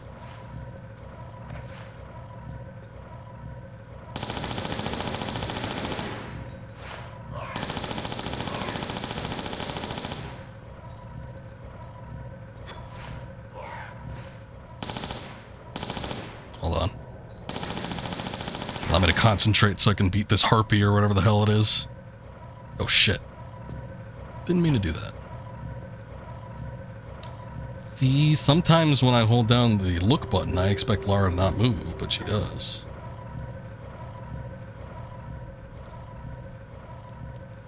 Despite what Desolate is saying, we are not the same person, Taylor and I. I do play a lot of Metal Gear, so there is that, but clearly we're playing something else. Taylor streamed a little bit of Tomb Raider every now and again.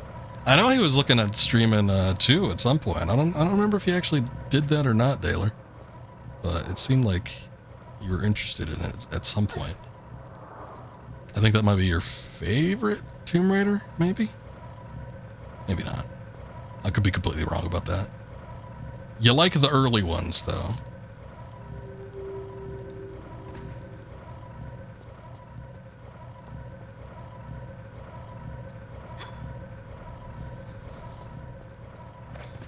We're kind of getting through this area. We're, actually, from what I recall, I think we're almost done with this part. This is like Cleopatra's Palace or whatever. I don't think there's a ton left. I think we need to get through the rest of this, and then we're probably done with this area. Hopefully, by the time we finish it up, we're going to be done with Alexandria and move on to a new area, too.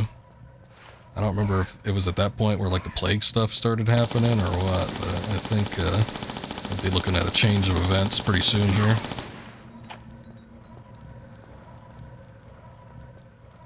Two is your favorite. Oh, I was right. Oh, look at me.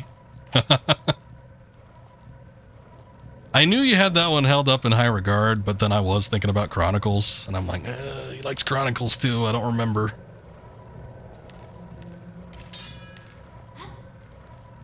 What do you think about Chronicles, Chris? Do you have any thoughts on Tomb Raider Chronicles? Seems like all of the big-time Tomb Raider fans tend to not like that one. Hey, we got him down. Nice. I was talking with Chris here a moment ago. Chris Nephilim. Big fan of Tomb Raider 4.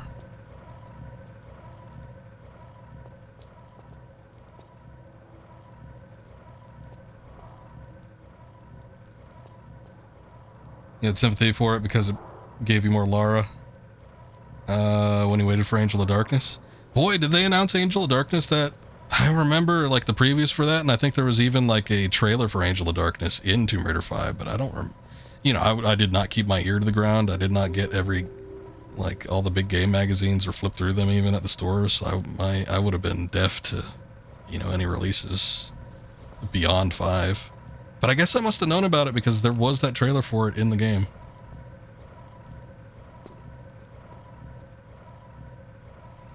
Kind of shocked why people don't like Chronicles. It was a bit of a sort of a rush job from what I recall. It definitely has a number of glitches. There's one that I even ran into on stream last time I streamed all these games.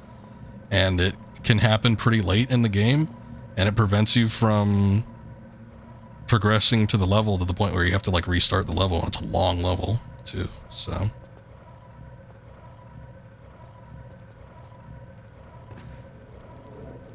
BCI was the reason why people don't like Chronicles. It also feels forced, no passion, ticking boxes.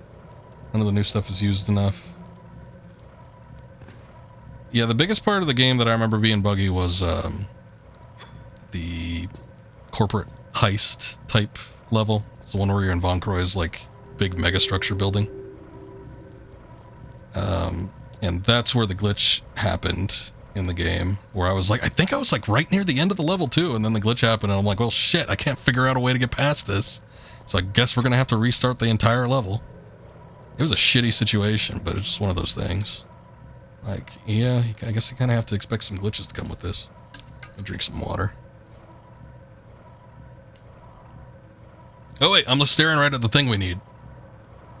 That was a good thing I drank that water.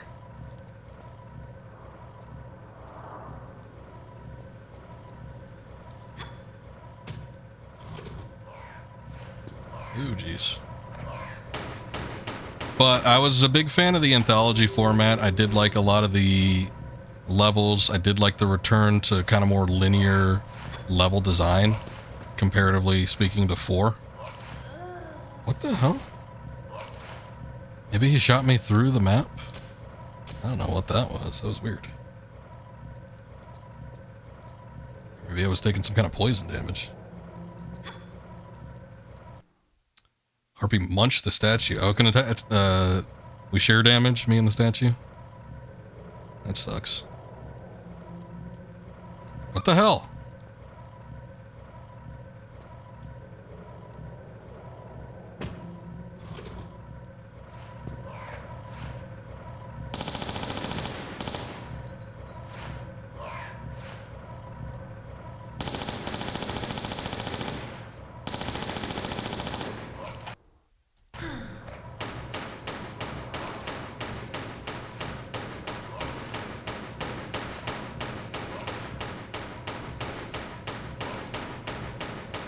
Of course, this thing has like the ultimate in HP.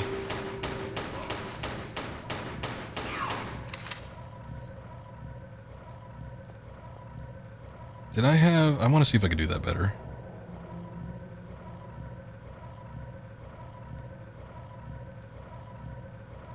Also targeting the status. I guess the statue? Okay. Well, I was hitting it for sure because... Well, I was hitting the harpy, I think, for sure. Does the statue bleed? Does it give off bleed effects?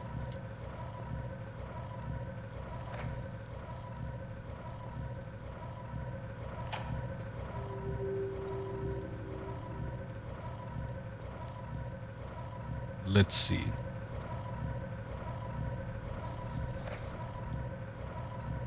Let me try that right here, actually, because she could target it.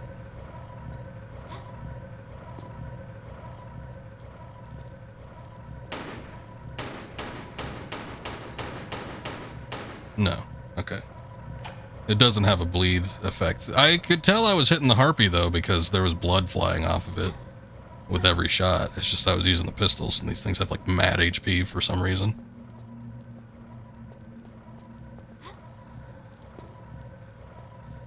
Okay, so if let's just switch on the other side. Ah, that opens up that door. Okay.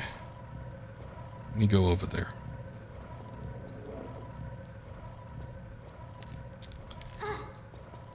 Daler, are you here? Are you with us? I was gonna ask if you're doing a specific run or something with Metal Gear Solid 2.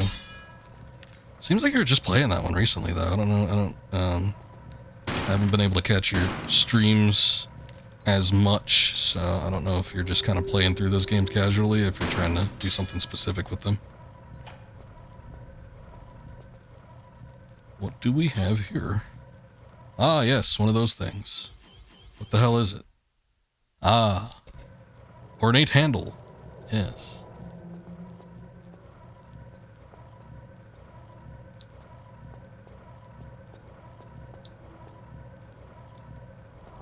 I gotta fire up a Metal Gear stream here soon-ish. I just don't know which one I want to do. Honestly, I'm thinking of doing acid, which, well, let me not phrase it like that. Oh shit. Hold up. But the acid series is not one that I've played all the way to the finish, so it would be nice to play something different. Even if it's not our beloved regular Metal Gear. But I do like doing... See, now she's targeting the statue. I do like doing some of the more unusual... Probably both, Akuma. The more unusual games in a series once I've exhausted all the rest of them. Because normally I'll play through the main entries. Oh wait, we needed to go on the other side. I'll play through all the main entries, and especially with Metal Gear, I just love the main games so much. I've done them repeatedly. Different versions, different goals in mind for each one every time I stream it, but I've just played those games so damn much, I don't feel like I should do another set. So, I want to do something different.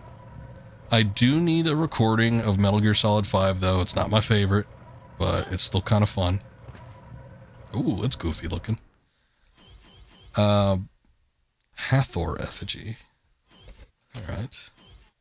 So at some point, I think I want to get a stream of that. I do technically have a stream recorded of it, but it was so shitty. Because it was back from like 2016 or something like that. It was like a year after it came out. I did it on PC. It didn't look great. There was just like a lot of things not working in its favor, unfortunately. So I think at some point I'm going to have to do that, but I'm not really looking forward to it. I've been holding off on doing 4. I really want to do another run through of 4, especially with the PS3 version, because I'm pretty close to platinuming that game, but yeah, it's going to take a minute to do. But there's the potential that they could release another collection of games. And if I could, you know, stream and play that game in like 4K or something, I think that would be preferable. It's just I gotta wait for that to come out. And it sure do seem to be taking their time with it. So in the meantime, I was thinking of maybe doing some other stuff, but I have not played Acid in a minute. I don't even know if I played 2, to be honest. I own it. I just don't think I don't know if I've ever booted it up.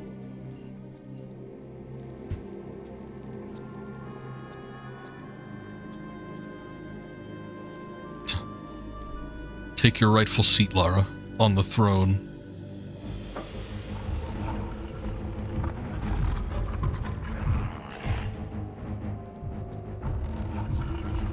I think that's what happens anytime you come across a throne. You just want to sit on it.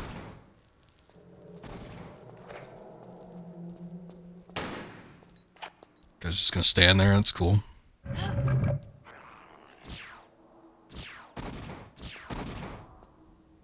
Ah, the secret chest plate.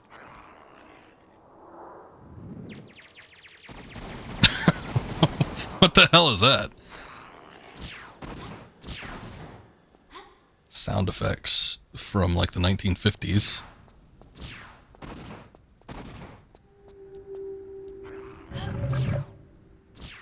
Faster, Laura. Oh my god, is that all of them? It might be, unless he's got a headdress.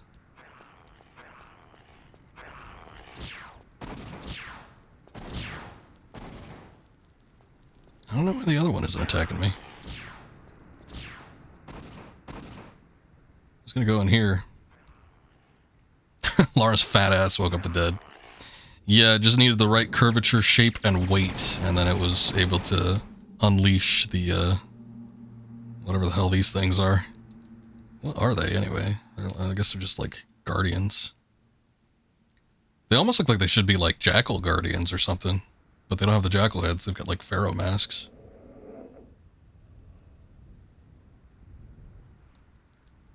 They've also got those, staffs from Stargate.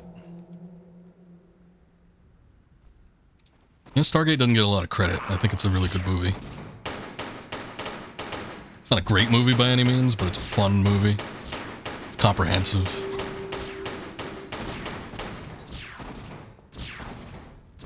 Ow. It's got decent characters. Got a nice setting. Okay. I thought she died for a second. Oh, hey.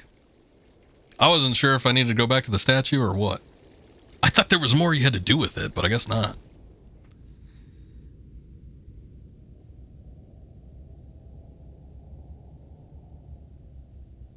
I was gonna say first Stargate movie. Was there another one? I could have killed it. Okay, well, but I guess there were like TV based movies. There's a couple of those. To fight another day. I trust that you now have all the armor. Jean-Yves shall be escorting us to Cairo, not entirely of his own free will, I admit. A simple trade, his life for the armor of Horus. Do not take too long thinking it over. Yours apologetically, Werner. Hey, finally the motorcycle comes into play. We follow up direct to DVD SG-1 once, yeah. Yeah, that's what I thought you meant. I almost thought there was like... Wait a second, there wasn't like a theatrical one I missed, right? Honestly, they could have done a sequel with the first one, I thought. But they got a whole television series out of it. I guess that's better than a movie, right? You know, just in turn, I thought SG-1, especially the first few seasons, was a really good show. And then, like all shows that go on for too long, it started to lose its quality. Some of my family watched... I never watched Atlantis. I think there was another one, but they used to swear by those. They're like, oh, they're so good. I never really could find the interest in watching them.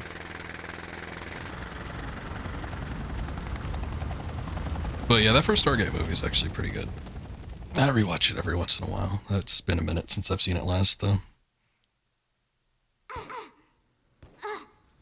What the hell? Oh, no.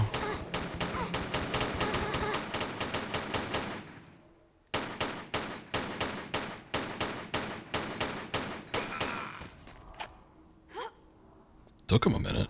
Oh, hey, he's got this thing, the revolver. You have sympathy for the series, but it was dumbed down and the story alterations were unacceptable to you. Yeah, it was. It was definitely made... I mean... Let's be honest, the Stargate movie itself wasn't anything too highbrow. It really wasn't. But, you know, it was sophisticated enough to get a story across. The series, I mean, it was dumbed down in certain areas, and I definitely think that they made a lot more room for, you know, like humor. But it did kind of fulfill a different type of storytelling, because it was, you know, an episodic format television series and not like a big, and you know, not like a big Hollywood movie where there's a world-ending thing going on. But that first movie was a Roland Emmerich film. He's not exactly like high-class film director grade either, so I can't sit here and say, oh yeah, it's like the Stargate movie, the first one was like so much better than the series. In some ways it was, production value and everything like that, but you know, I thought the series was fine for what it was, and I thought it was entertaining for a good number of seasons. I'd have to think about like how far I watched into it. It was probably around the time when the replicators started being a thing that I thought that the series started to fall flat. But, you know, that was like 5 or 6 seasons in. Never watched Universe. See, Atlantis and Universe, I remember some family watched that, and they were like, oh, you gotta watch it. And I'm like, yeah, maybe. Maybe one of these days, if I'm ever in the mood for something like that, I'll get into it. Can I just run this guy over? Oh yeah, I can. Nice. Let's figure out what the controls are. Is there a way to reverse? There's like a brake. Oh, yeah, I forgot about that. Yeah, she has to like scoot it backwards if she wants to reverse. That sucks.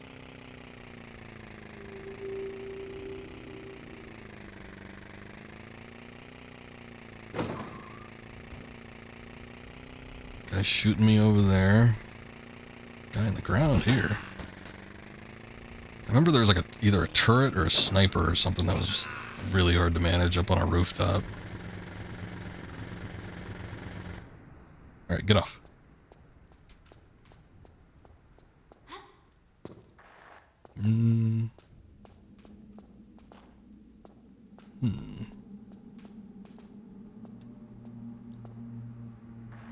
Nope. Nope. Alright. Something going on over here, though.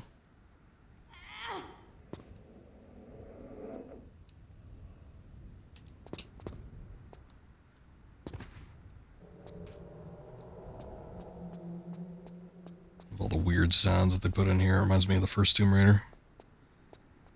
Obviously, these games are usually a little bit, up until they get to about Angel of Darkness, they're really sparse on the soundtracks, but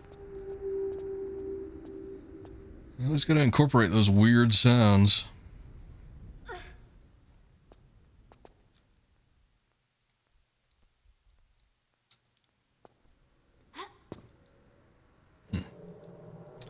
Well, the fact that she's trying to grab up there probably means that this is a grate I could lift up at some point. I guess I just can't do it now.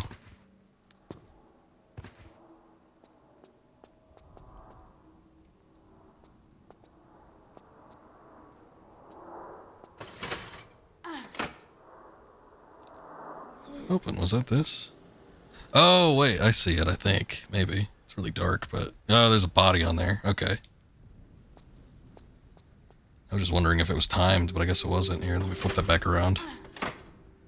There you go.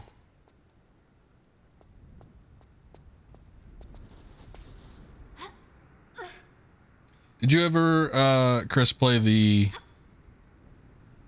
Restore, like the, what was it, Rescued mod pack for Angel of Darkness on PC? I'm curious if it's comparable to something like that, where it sort of changes the mechanics slightly and adds a couple things back in. Well, there is the restoration project, but the restored mod pack incorporates several different mods. So I don't remember specifically if Rescued mod pack has the restoration project in it. Probably, but that's what I used when I streamed it a few years ago. Ah, that was it. Yeah, there's a chain gun up there. Son of a bitch. I remember it was something. I think we need to go on the rooftops for that. Oh god, there's like a guy shooting rockets at me.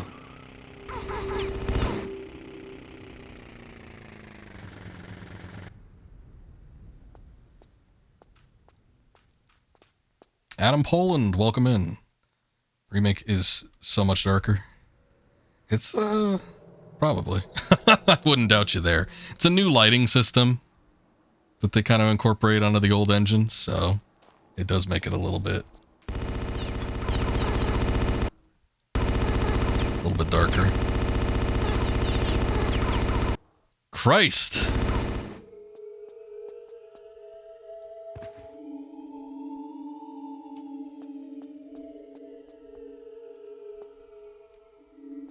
Okay, here's the body we saw earlier. Can we move him? Let's see. Oh, yeah. Oh, good. Well, imagine if we had these mechanics before. I guess we couldn't do anything with it, but, you know, it'd be cool to, like, hide bodies and stuff.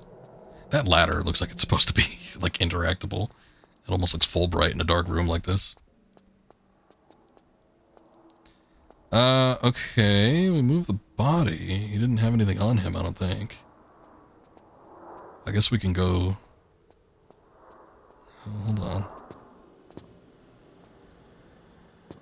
Oh, you know what? Hold up. Might need to go back down there.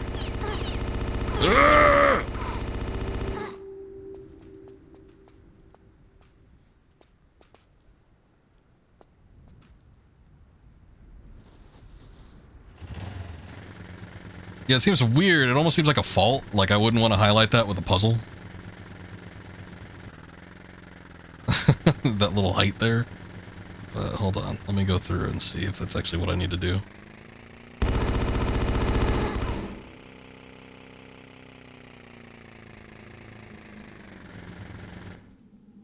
Come on. Get off. Isn't there a... I'll try it next time. It's like a crouching roll or something. What is it?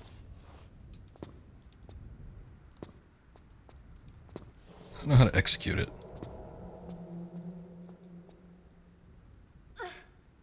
Tap sprint? That's what I was trying. Okay, there we go. I must have been pressing something else along with it.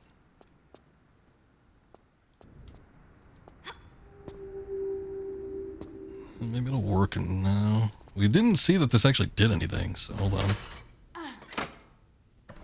Okay, there it goes. Yeah, so you're supposed to get up there by jumping up from this point. Like I was about to say, it almost seems like a fault, like a flaw. I wouldn't want to highlight that with the puzzle. Oh, Laura can't get up that one little half inch and crawl in there. She needs to jump from beneath it. I wouldn't want to showcase that, but it's sort of creative. Here, let's see.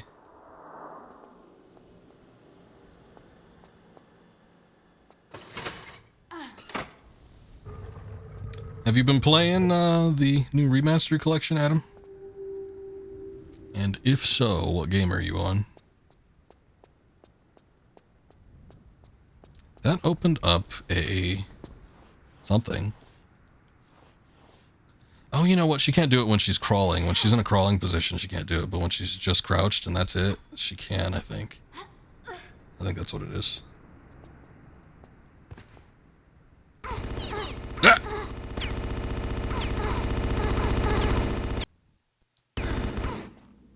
Some of the textures look very, very AI, particularly in the first Remastered collection. I don't know as much with this one. There was like something I was looking at sideways where I'm like, what the hell? That looks a little weird. But, yeah, there was a number of things I was looking at, like, boy, that looks a little off on that first Remastered collection, or I was wondering if they were using AI to touch up them textures a bit. But this one so far has seemed a lot more natural looking throughout, so.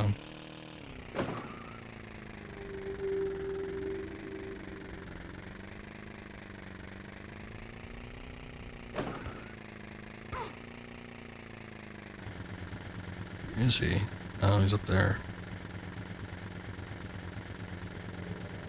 What's back there? Nothing? Okay, so it's just a nuisance.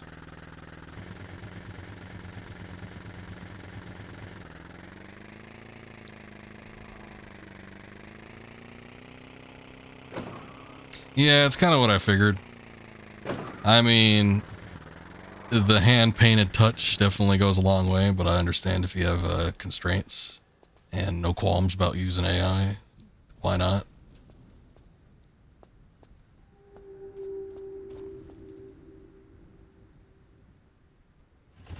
From what I remember hearing with Core, they were just like pulling out, if they weren't making them, they were just like pulling out textbook images and putting them in, but I need a lot more speed before I can do that. Let's continue on a little bit further and see if there's anything back there. We opened up a gate somewhere, I just got no clue where that is. Wasn't this thing, was it? No.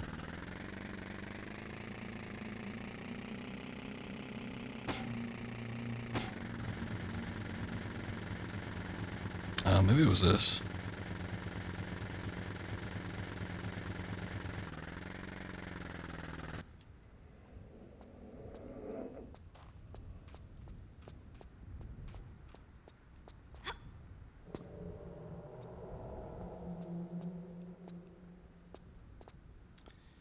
Well, not because they're not using it from the ground up, but you could definitely tell that the images were AI constructed when they were. It wasn't everything, but I remember specifically with some of the textures that included some like faces or, God, there was even some bricks or something where there was just like things upscaled that just looked off or plain bad. And it's like, if you used AI to upscale it, you could do that, but then like go through and fix some of the oddities. I feel like people could do at least that much if they're using AI, but at the same time, not everybody's going to give a shit. So I can definitely understand it from that regards. Not everybody's going to be like me and look at the texture and say, wow, that sure is something. I don't know if that was a thing that we unlocked. It just seems like it'd be weird just for a grenade launcher. I remember being able to get up to the rooftops, I just don't know where the access point is. Might be all the way around, but also at the same time, I seem to recall like the level ending if you go around the corner too far here. So we might need to try to make that jump. I don't know. Let's see what happens. Out of the way, sir.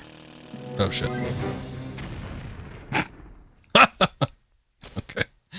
Oh, well. How far? Oh, damn it. How far did that put me back? Let's see. Is the body moved? Okay, the body is moved. The thing is up. The switch must have been hit. I just wasn't paying attention when I used it last time. Yeah. What a convenient hole, I know.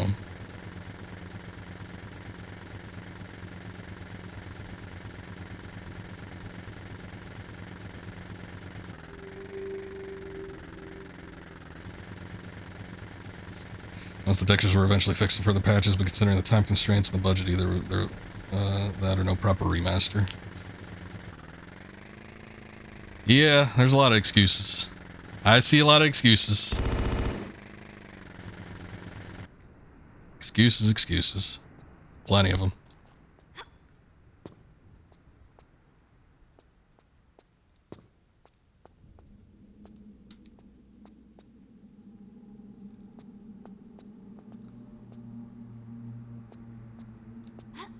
Okay. There's nothing else in here, right? Yeah. Let's see, let's see. Let me get back on here.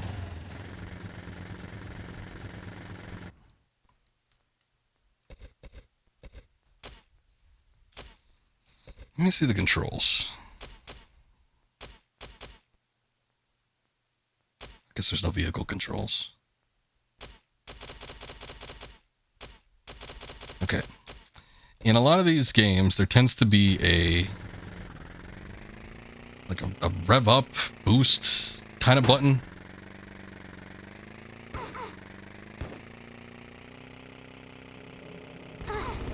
I don't have a whole lot of areas to experiment with this, though. I was thinking it was the dash button, but it doesn't seem like there's anything here. Ugh!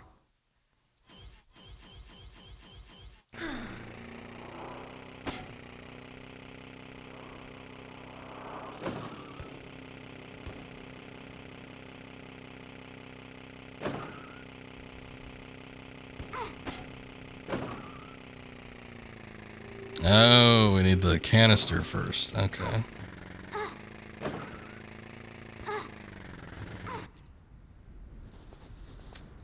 Well, I guess that explains it. Hold up. Where is this rapscallion that's shooting me? There's that, but that's not a gun, is it? Or it is a gun, but it's damaged. Maybe I damaged it. I don't know.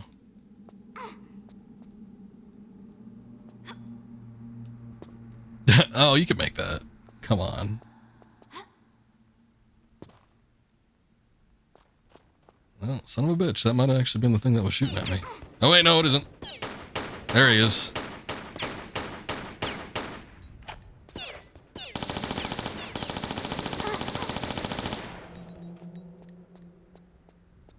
I think I got him.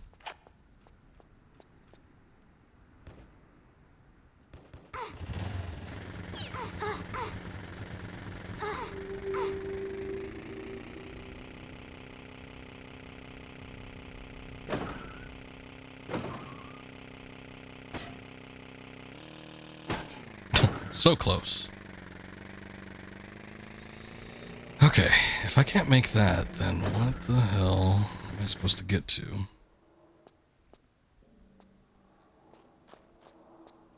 I'm not saying I wanted anything, I just thought the textures looked shitty. And that handcrafted textures go a long way. That's literally all I'm saying.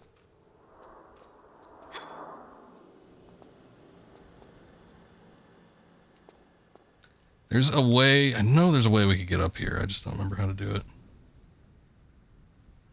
Let me just backtrack through here. Oh yeah, I remember all this. Big old stairwell. Alright, alright. It's a big gate. I guess we need to open up the gate before we can get in there.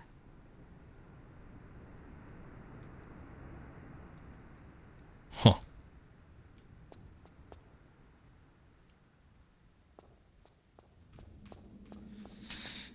Well,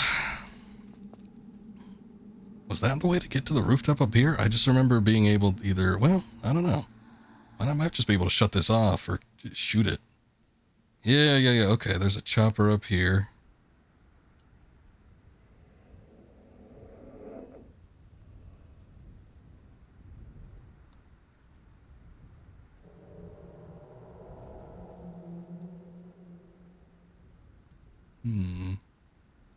Actually, it does look like all that's connected. I think in order to get up there, we would need to get through here, which in order to get through there, we would need to get to the gate. I just don't know how to get to the gate.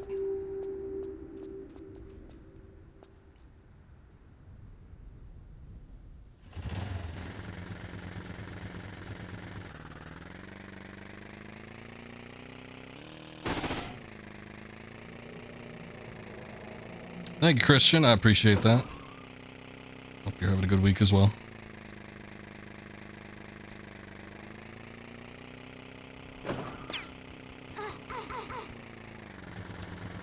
That rat bastard's still shooting at me. We didn't pick up any other like key items or anything, did we? I know that we opened up a door with that one switch. Maybe that wasn't it though. I thought there was the one that we opened up where we got the grenade launcher, but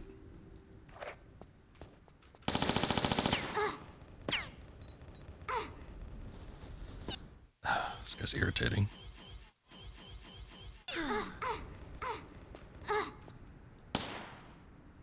I would really just like to kill him, but I don't. Somehow he's able to get me without me actually being able to get him. He like back steps to a point where I can't even see him. Laura's sort of aiming up there, but I don't know if she's actually hitting him. It doesn't seem like it.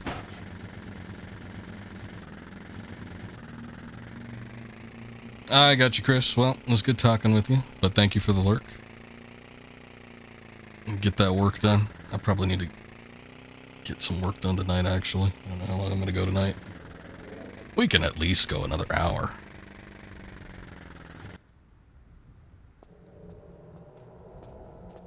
But after that, we'll see. Well, hold on. Oh, right. Okay. I'm like, I can get up here, but what's preventing me from actually doing anything up here?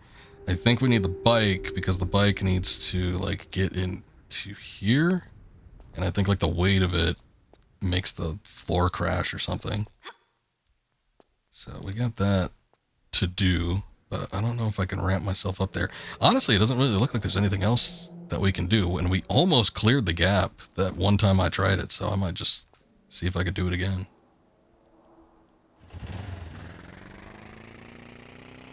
Maybe I just wasn't at top speed. I think in order to get past the big gap, though, we definitely need that nitrous that was mentioned, so we'll see about that. I guess there's this over here, too. It's not like a ramp like the other thing is, but it at least gets you up a little bit. Oh, yeah, see? Okay. Ah, I was right.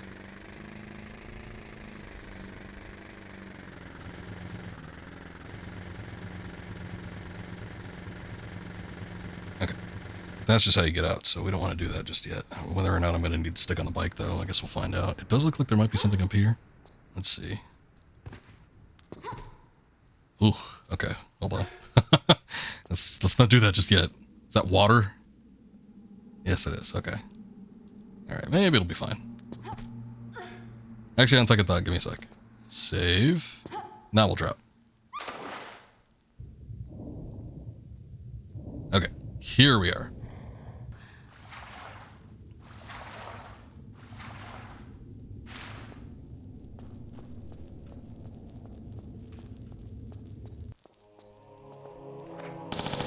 Bats? Oh, come on. Aren't we beyond this at this point?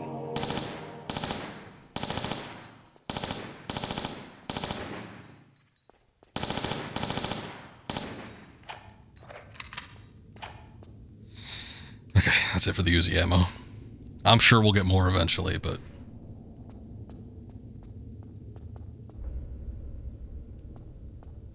for right now... I'll just switch over to the pistols.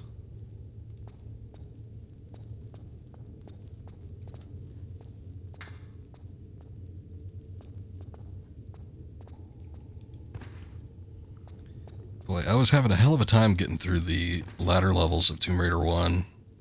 Just like doing it no meds. And, I remember the Uzis being like super lethal in that game, but man, playing it like this time around, I'm trying to get through like all the centaurs, the Atlanteans and shit, and they are not dropping as easily as I thought they would with any weapon. I think it's like 3 shotgun blasts for a regular Atlantean. And then like the centaurs, I don't even know. It seems like it would maybe be a little bit more than that. We got another scope. There's this one particular. Let's see. No, I think it's the same one. I guess if they figure you don't carry it over from, I don't know, one of the previous levels. Or I guess you can probably get by the theme park area without having it, so. But if you happen to miss it, they just give it to you here. But anyway, yeah, the Atlantean section, just like getting through all those is kind of rough. And I thought the Uzis would perform a lot better than they have.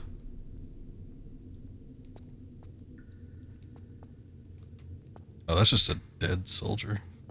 Okay. He doesn't really have anything on him, I guess. He provides a little bit of a roadblock, but other than that.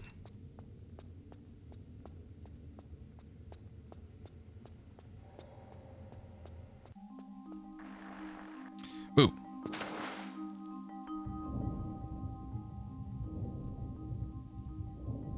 I'm getting sucked.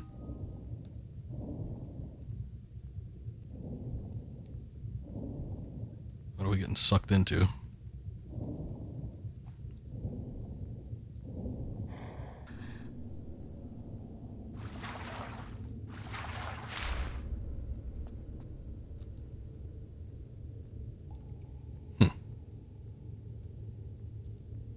That might just be a trap. This is back in the same area where the dead soldier was, right? Yeah. Okay, I think we maybe just need to jump or try to avoid slipping into the water or something. Let's see.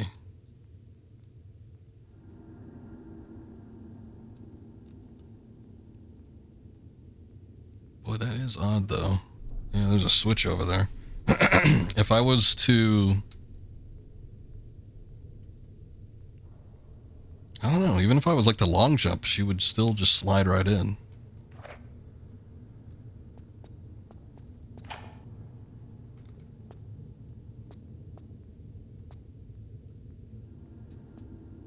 Shit. Nope, that wasn't it. Hold on. Let me try to do a running jump from back here. Nope. Sometimes you can pull like a sneaky little side jump like that and kind of get onto the side of something. See, like she almost makes it into the corner, but it's not quite good enough.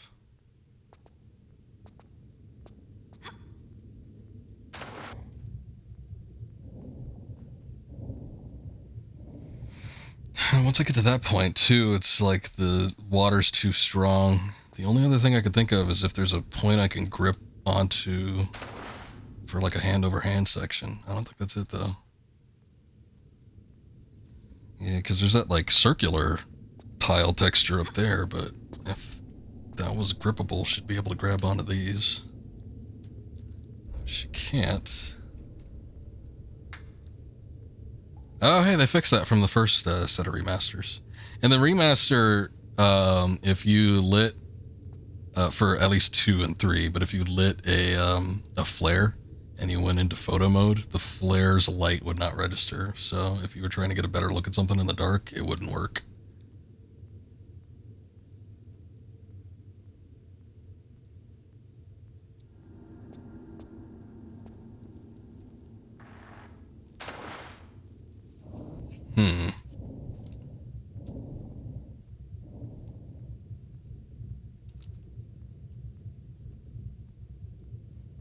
So we get spat out back in here. Oh, you know what? Hold on. They gave us that laser sight for a reason. I remember using it to shoot something. Maybe it was in that section here.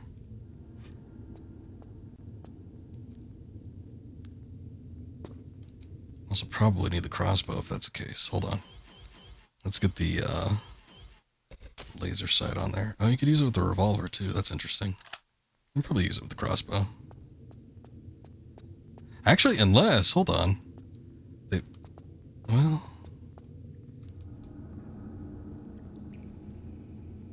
Okay, there's definitely something in there.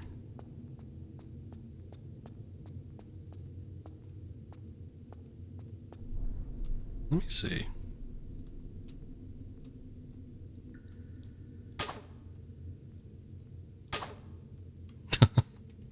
Let's separate that. Combine with that. There's no way this is it, because it has limited ammunition, but... I just thought I'd give it a try.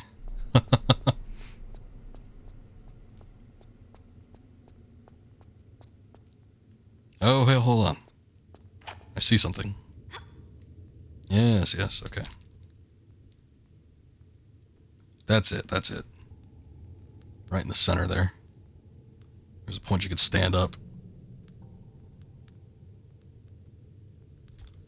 The hell you mean, cheater? You don't like my usage of the photo mode? That's the... hey, it's part of the game mechanics, man. I say if it's in the game, it's all fair.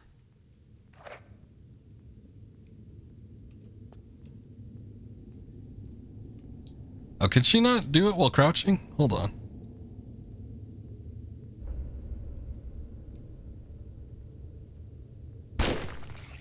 Ah! Okay. Release an ice wraith without releasing the... Oh, if you hit the jar, you release locust or some shit. That sucks. How dare you use these abilities? That's one of the greatest things they invented with this. It's the only reason I've been able to get so far as quickly as I have. Otherwise, I'd be doing like what with Chris said, and busting out like a game guide or some shit.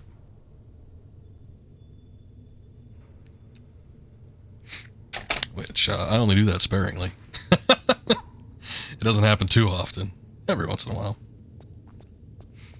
Although I will say, if I did have the game guide for this game, it'd probably be in my lap just in case I needed to use it at some point. So we released the Ice Wraith. What the hell good did that do us? I guess that closed up all the oh no, it didn't. Okay. But there wasn't anything in there. The gates didn't open up. There's nothing here. Oh, you know what would make sense? And I don't know if it did it or not. But if the Ice Wraith touched the water, did it freeze it? Oh shit, it did. Ah. Okay. That's what you get. Using the old noggin.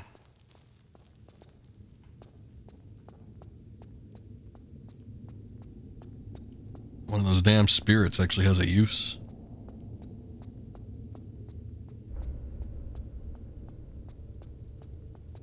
Everybody that I've seen playing this game, like all the streamers that I follow, there's a handful of them that have started this up. None of them know about how to use the photo mode like that. Or actually, I don't think any of them even knew it existed. It is a little obtuse unless you know, like actually look at the controls. I was looking forward to it because I'm like, I want to take pictures of all the cool levels and have Lara do stuff in them. So I was actually, when I first heard about it, I wanted to use it like an actual photo mode. I thought it would be fun because I do like taking screenshots in video games. It also helps for like when I do thumbnails and stuff for YouTube for all the videos that I upload there. It is the best feature they ever had. It was the biggest advent. Forget about all the upscaled textures and all that shit. It's the free cam and the photo mode. The fact that there's no limit on it is insane, but it's so helpful. But I legitimately wanted to use it as like an actual photo mode, and then when I found out that you had no limitations on the camera, I'm like, holy shit. This is game changing. It's literally a different game. it's a little cheap in some regards compared to the original. That bastard's still shooting at me.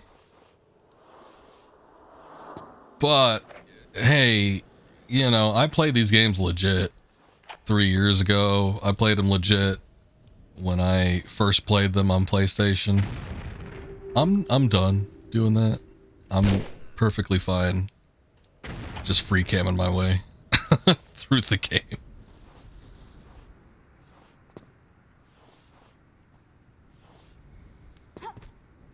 A little bit, yeah. You're entering the astral plane and just floating through space. I will say it's not as helpful with Tomb Raider 4 because Tomb Raider 4 has the level design that we've talked so much about, where you have to do, you know, X amount of things in one level, and then you are expected to go to, you know, whatever you need to get to in another level. So, like that, the part how you get to Cleopatra's palace, for instance, I had no clue that was a level transition. It just looked like a dead end to me. So I was like, I wrote that off. I'm like, I'm not going to worry about that. Turns out I did need to worry about it though, because that's where you needed to go in order to progress the game. But, you know, it's not like I knew that. That's the handy thing about like playing the games legit though, is like, oh shit, that's not what we needed to do. Is that you probably would just manually investigate that instead of using the free cam mode. So it's actually a little bit of a detriment in like that one particular regard. But other than that, it's been nothing but helpful. Laura, what was that? Come on. No, I'm gonna go through them and legit, like, at the rate at which I beat them. So it's unfortunately gonna take me a minute before I get to AOD. It's what I'm looking forward to the most, because I definitely want to see what they did. And apparently, I was talking about this with Chris just a second ago, but they still had some stuff they wanted to fine tune with the game. So it's not 100% done yet. If I were you, I'd probably try to play Chronicles first, which I know that's your second favorite, so you might do that anyway. But, yeah, Chronicles apparently is the most complete of the three games. The Last Revelation and Angel of Darkness still need some touching up. And apparently they're going to kind of do that eventually with patches, you would think. From what I've heard, it is on the to-do list. I just don't know how long it's going to take before they actually get around to doing it. So I would probably play Chronicles beforehand and then just kind of wait until you see a patch and then check out Angel of Darkness. But yeah, I would love for them to, you know, have it in a fashion where it's actually not ass. You can play the game. We did play it on stream on PS2, the actual PS2 version. I know I did the Rescued mod pack 3 years ago, but we did actually do the legitimate PlayStation 2 version a couple months ago. And I managed to get through all of it without, you know, the entirety of the stream anyway, not the whole game, but, you know, the 2-3 hours that we played it. I managed to get through all of it without there being a major hiccup, so I don't know, they might need to fix that much of it, but I definitely, once you get to that weird little temple area that was like underground, under the Prague, I think, that was where it started to get like super shitty. But I am hoping that because there was a lot of mechanics that were kind of like left on the shelf with that game that they weren't able to implement originally, core, when the game came out in like 2001 or whatever. So I'm wondering if they'll have the ability to add those back in, if they're going to add anything else additional to the game that was intended to be incorporated originally.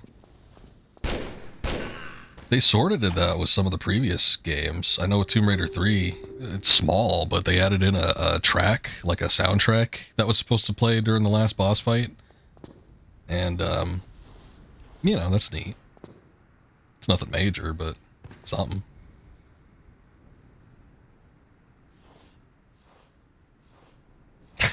You're right about that. I remember back in the day when I was 9 years old when I first got Tomb Raider 4. I think that was the year it came out, 1999. I was 9. And I remember my mom, like, it just started getting T-rated games for me, I think. Yeah, that sounds about right, because I think the first T-rated game I got was Star Wars Episode 1. And she's like, well, it's Star Wars, so it can't be that bad. And that was a game where you could, like, run around, like, killing everybody. It's really funny. But anyway, she had got me my first Tomb Raider game, which was Tomb Raider 4. And this did not happen in Last Revelation, but I remember her specifically saying, she's like, if that girl in that video game starts taking her shirt off or something, you shut that off and you give it to me. And I was like, yes, mommy. She didn't do it in Last Revelation, but she legitimately did it in Tomb Raider 5. I didn't say anything, though. She didn't take it all the way off, though. You just saw a little bit of under boob. It wasn't nothing egregious. Christ, if my mom knew back in the day, though, I would not have been able to play any other Tomb Raider game.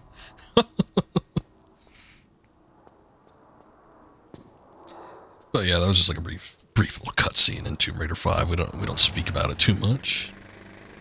That level though, that cutscene preceded, was so freaky. I didn't even want to play through it. I was like freaked out.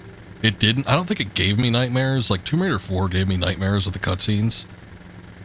But Tomb Raider 5 didn't, but that area was so freaky, it just put me on edge, and I just didn't want to play it. I used the level skip to get through it.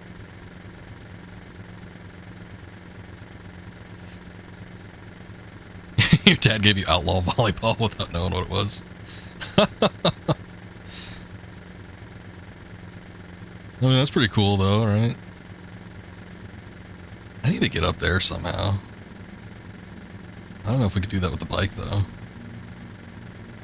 Maybe we don't need to. Hold on. Let me just get off and see if I can get in there. Yeah, well, the way she does it is she, like, lifts up her shirt, like, from underneath. So, and she's not wearing a bra either, so you kind of see. Just, you see, like, little curves, but that's about it. I tell you, it's what every Tomb Raider fan under the age of 20 was looking forward to. Though, and it just took them so long to actually get to it. Yeah, wait a second, where the hell does this go? I don't know what that is attached to.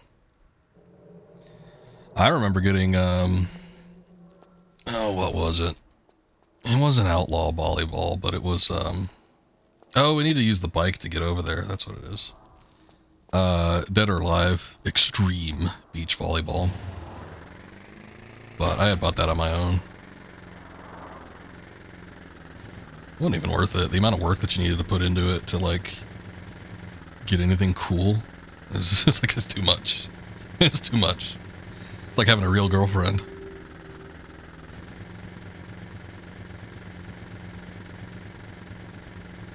Oh, what the hell? Ugh. Okay, hold up. I think we can get this.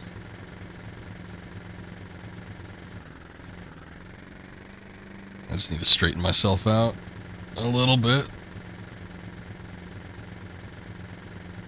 God, the reverse system for the stupid bike is such a pain in the ass. There we go. And we still took a little bit of damage. God damn it.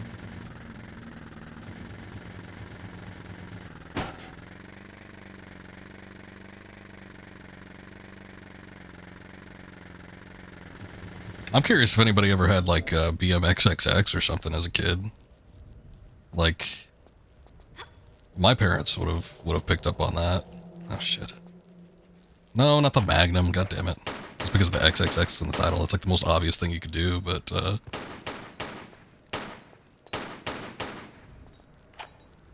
or like, Leisure Suit Larry or some shit. They kind of did.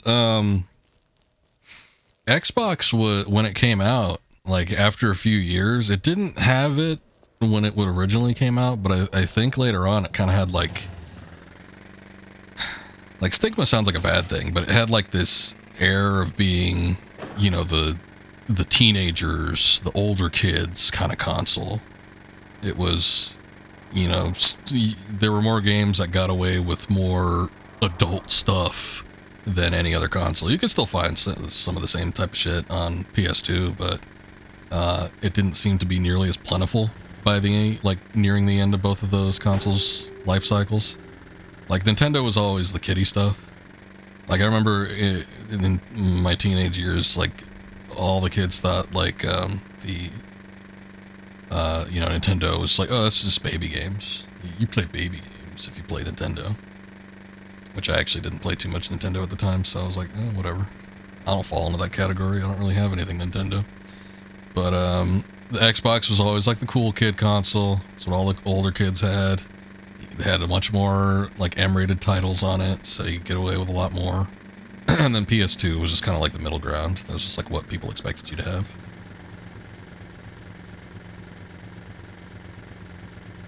Okay, I know something opened up. I don't know what it is. What the hell was that? We opened up something. I just don't know what it was. Not down here, was it? No, I think down here was that little piece of shit.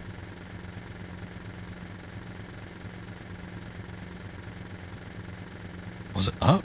Maybe it was up top. I think eventually we need to go up, like, higher.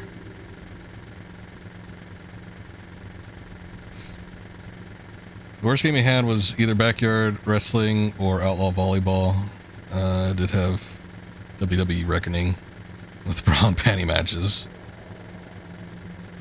But you have the go-to matches. Yeah, they had those in the SmackDown games too. Baby games. Did you have baby games, Taylor? Did you have the baby console? I didn't get an N64 until early, mid-ish 2000s. There was stuff I wanted to play on there. The biggest thing was Zelda. I've said it repeatedly, but Zelda's my favorite Nintendo franchise. So I would literally, back then, have bought a console to play a Zelda game. But other than that, yeah, there wasn't really like a ton of stuff that I needed to get. So I always kind of held off on N64 and never got to experience a lot of those games. Oh, that's what we're looking for. Okay. I think I found it. Nintendo was pretty consistent.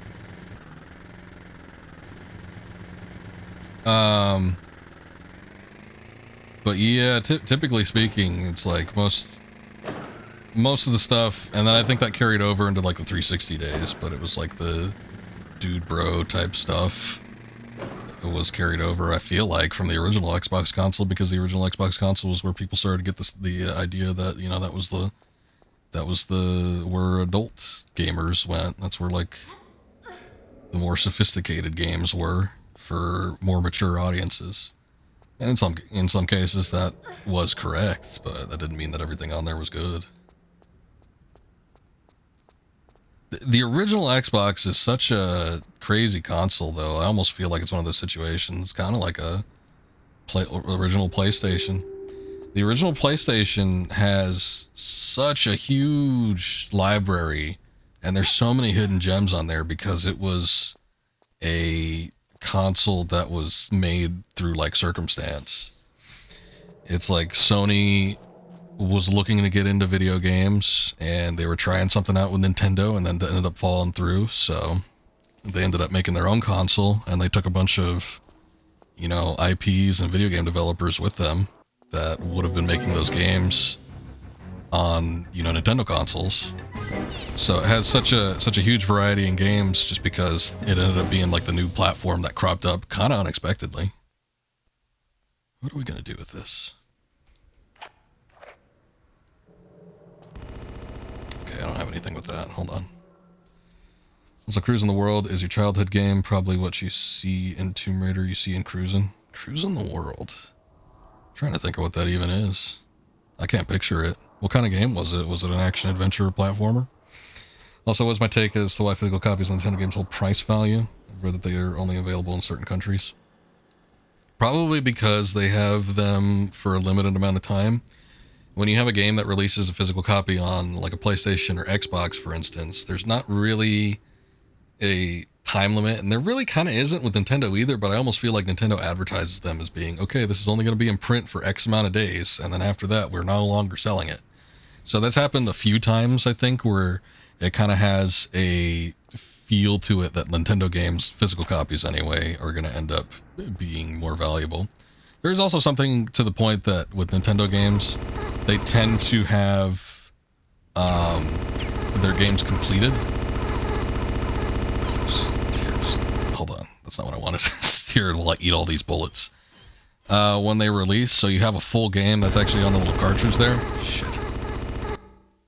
You have a full game that's actually on the cartridge there, as opposed to like an Xbox or PlayStation game, where you, in a lot of cases, you either have to download additional content to finish up the game, or the game just like isn't finished and it would need to download anyway, just because of like updates. And that doesn't happen it still happens with Nintendo consoles, but it doesn't happen as much. So there might be something to that as well. Laura, you didn't jump.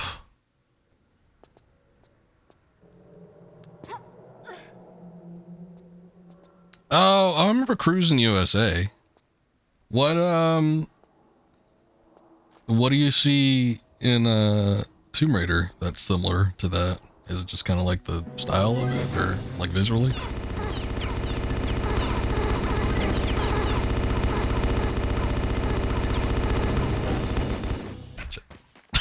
That was not what I wanted to do. I was seeing if I could access the menu while she was in midair, but I was holding another button at the same time, so it ended up being a hotkey. Oh, I see. Okay, just to the degree at which you like it. I get you.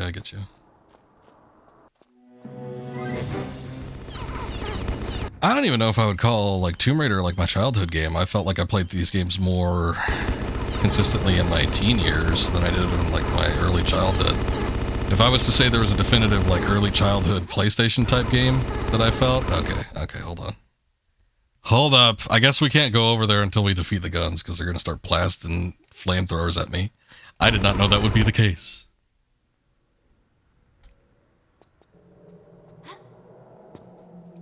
Oh shit, I was reading chat. Boy, the amount of times that I've reloaded from this spot.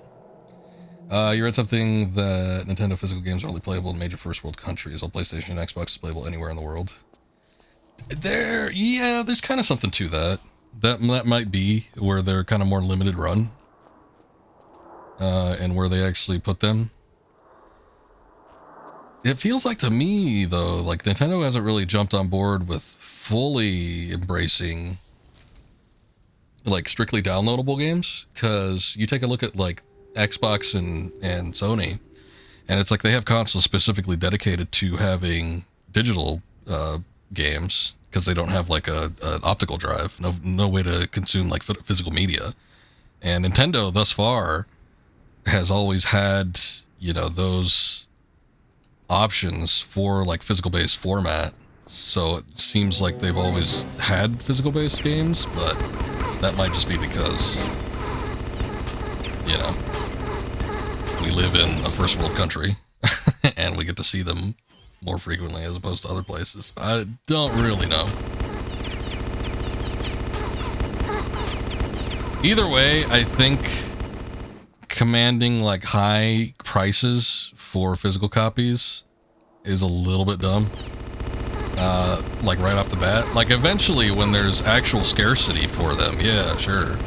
But like at this point in time, I don't see the need for people to make it like a mad rush to buy up tens of hundreds of however many copies of there are of whatever game that there is, just on the chance that it might end up being rare. Seems just a little short-sighted.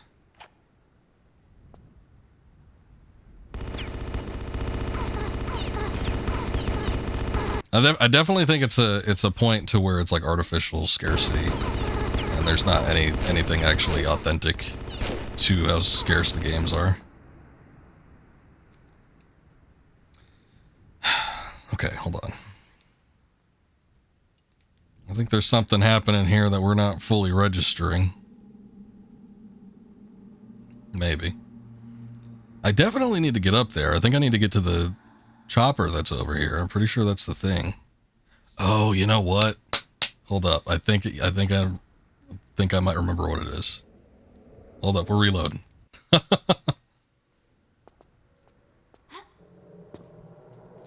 Ah, damn it, I was reading chat again, and every time I read chat, I forget to hold the damn grab button. My childhood game is not Tomb Raider or Copper Gear. What is Copper Gear? Is that Metal Gear? No, Metal Gear was like something I played into my late teens. I want to say Tomb Raider was more something that I played in my teens, like early to mid-teens, and then Metal Gear was something I got into my late teens, into my 20s. Early childhood games. I mean, it depends on how far we go back, because we could go back quite a ways. Also, you never forget seeing Mario 3D All-Stars for Switch listed at $40K on eBay. Well, you bought yours at Walmart for $50. Yeah, see? That's what I'm talking about. That's ridiculous. There's no point in doing that. That's just stupid. People are just creating artificial scarcity and hoping that somebody like bites the bait on that one. Okay, that big old tank in the background, I'm pretty sure we're supposed to shoot that now that we've gone through this, and I don't seem to be able to take out these turrets any other way. Maybe. Well, they're automated turrets, so there is that, but... Son of a bitch, I can't, like... There we go. Okay, we've got it finally. I'm pretty sure that's what we're supposed to do. Now we get through this without there being like a million med packs used. There we go. Nice.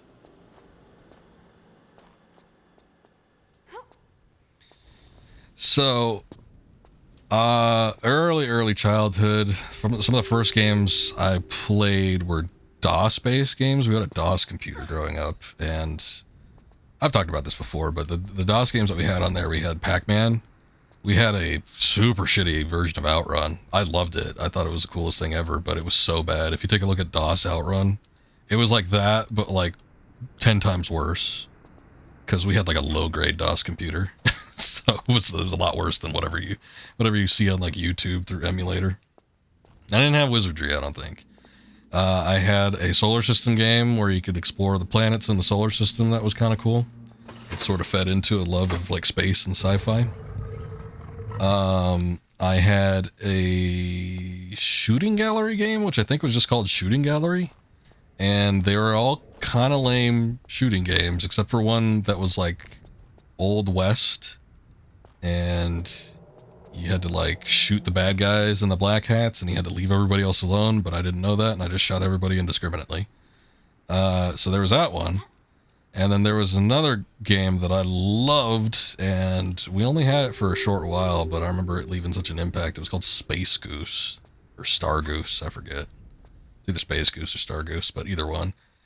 Very hard game. I've since tried to play it, and I couldn't play much of it early on, and I sure as shit can't play it now.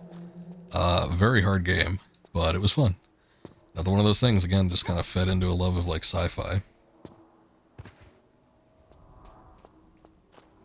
But those are probably the first games that I played. So when I think of like early childhood, that's pretty much what I'm thinking of. Just like those early DOS games. Okay, so that's a new area. We do need the bike to get over there, so I need to go back and grip the bike, and then we can move on. No, it was no, it wasn't anything like Earthworm Jim. It was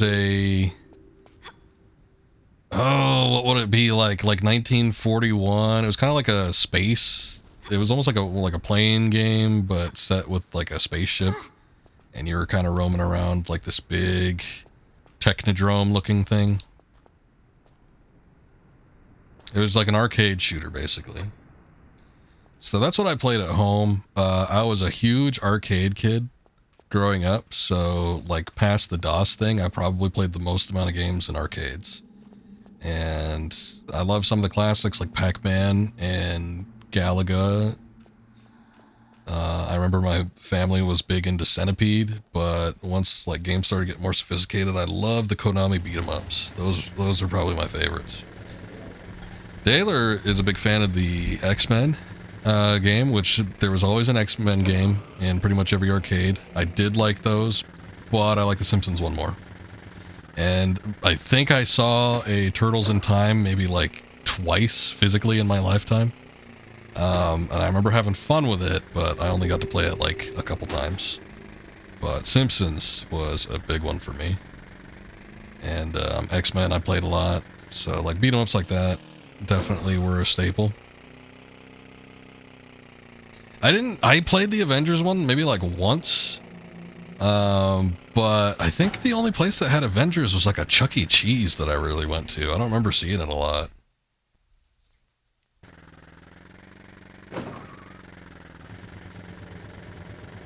Best arcades in order: X-Men, TMNT, Simpsons, Avengers. I think I like Simpsons better than X-Men because I like the variety in the levels. It felt like you were going through more unique places.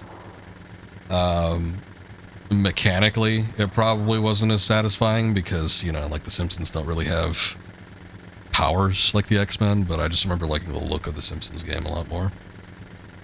But yeah, the X-Men with all the different X-Men and all the different things they could do was probably technically the best. Turtles in Time, like I said, I played twice. I love it now, and I've played it, you know, a number of times, but it just didn't have that nostalgia factor for me like the other two do, because I had only ever played it maybe like a couple times, and I wasn't like really big into Teenage Mutant Ninja Turtles. That was more the 80s kids, and I was a 90s kid. And by 90s kid, I was conscientious of stuff I liked probably by the mid-ish 90s, because I was still pretty young.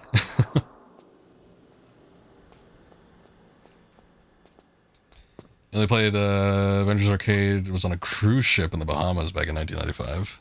You've streamed it since then too, so I know you've done it on stream and stuff. But yeah, physical arcades. We had a really big arcade here that was in a shopping mall, and I remember that's where I probably played the bulk of the games. There was always like something new. There was always something old. That's just like where a lot of the stuff was. So usually whenever I played games, it was going to be in there. Every once in a while. I remember it was a really cool, like we went to a hotel once, and the bottom of the hotel that normally would be like where you have either, you know, maybe your restaurant or I don't know, like I want to say like a park, but like a little place where you could sit down. Maybe there's a fountain in there or something. Just kind of like a reception area. But I remember going to a hotel one time in Texas, and where that area would normally be, like that reception area, there was just like this huge stack of arcades just lined up. I thought it was like the coolest thing ever. In the last time I went to the Circus, oh shit, which has been a minute. It's actually been a while. It's probably been about maybe like 10 years, something like that. So they might not even be there anymore. But on the Circus in Las Vegas, Nevada, if you go into like the upper level of the tent, there's like a ton of arcade games. There's a lot of them aren't playable, unfortunately. They're like shut down. I'm guessing they're broken, but there's still a few of them in there, and I think they're free to play. I think you could just play them. I remember playing at least like Street Fighter 2 or something in there, but that's probably like the last big arcade I've seen, like a really big one. But yeah, I was a big arcade kid in the 90s, and I really loved the beat 'em ups. I started getting into fighting games, like Street Fighter, Tekken. There's some weird ones I remember playing. What was that one? Was it like Rage? Rampage? Was it the one with the dinosaurs? Like Primal Rage? I don't know. I remember that. It was like super violent. I remember my mom watching me like over my shoulder watching it, and she was giving me a sideways look. I'm like, I'm just checking it out. Primal Rage, okay. Rampage was Rampage is the one where you're going through I liked Rampage too. You had the 3 characters, you could like tear up a city and shit. You want a tournament for that game? Wow. When the hell was that? It's been a while ago. Well, I guess people have like nostalgia tournaments these days.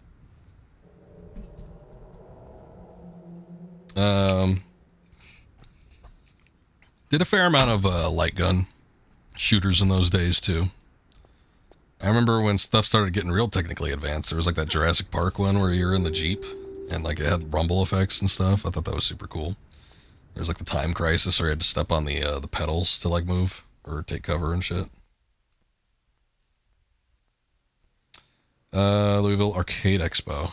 Okay, I don't know what that is, but all right. Sounds cool. Ah, a Switch. Point Blank? Is that a game? I don't think I played Point Blank. I played every goddamn arcade had Area 51. It was shitty, but I don't know. If you wanted to play a light gun, that was probably the one you were going to play down here because everybody had that one. Namco shooter, okay. Dinosaurs and Cadillacs is a pretty good game. It's stupid in its name, and yeah, there's like dinosaurs and you run them over and shit with Cadillacs, but it's a Capcom game. I mean, I don't think it's that surprising. It's from Capcom, man. It was a good game. It just sounded stupid. It was a stupid idea, but they made it work. I never played one as a kid. I played one as an adult, Dinosaurs and Cadillacs, and I've played it virtually plenty of times, but I never saw that in an actual arcade, like as a child. Oh shit, what the hell is that? It's like a big old scarab.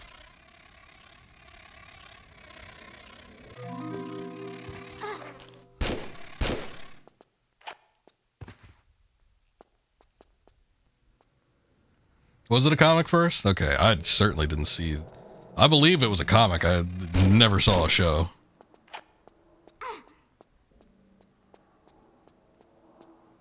They could make a game called Sloppy Joes and Shotguns. Probably would have been fun. If Capcom was making a Sloppy Joes and Shotguns, I'd play it. I mean, they call them belt action games in Japan. I think because you're like on a belt, basically. You're just like moving from, it's almost like a conveyor belt. You're moving from like one plane to the next, just left to right. Failed Pilot, okay. That probably came after the arcade game, would be my guess. I hate when I have to take damage like that. No. Was that an arcade game? I can't imagine that went over well in the States. That was a song. Burn, how's it going? Good to see you. We're making our way through it. I think, as you've probably seen me express in Benny's channel, I am not a fan of the level design in this game, but hey, I'm getting through. With the advent of the free cam in photo mode, it definitely makes things a little bit easier.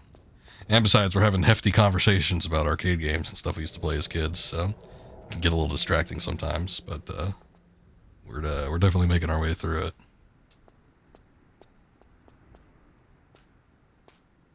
It's called Drunken Robot Pornography. Yeah, I still not ringing any bells. It's on Steam? Okay. Maybe I'll check it out. I have no clue what that is. I know that there's that one. There's like another belt action arcade. I don't think it ever came out in the States, but it's called like Batman Baseball Fun. Some shit like that. It's like you play as like living baseball bats or something. I don't know. I hear that a lot of people say it's really good, but I think maybe it's just like one of those things where it's like it's got a cool, interesting name. Ninja Baseball. Oh, okay, that's what it is. Oh, hey, that was a secret. That's the way you gotta do it, Taylor. I don't know if you know this, but the level design in TR4 ain't that great. I know it has its supporters, and I'm not bad-mouthing any of those supporters. Chris was in here, he was making a very strong argument, and said it was his favorite TR game. It was my favorite TR game at 1.2. I think it's got a nice little story, and it definitely has some of the best visuals out of all the classic games. And it's got some cool abilities and stuff, but holy shit, this level design.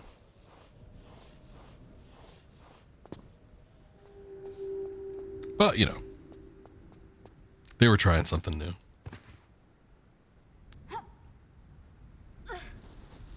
Let me see if there's anything else up here.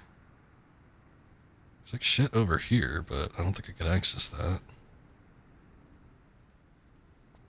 Okay, well, maybe I should just go over here.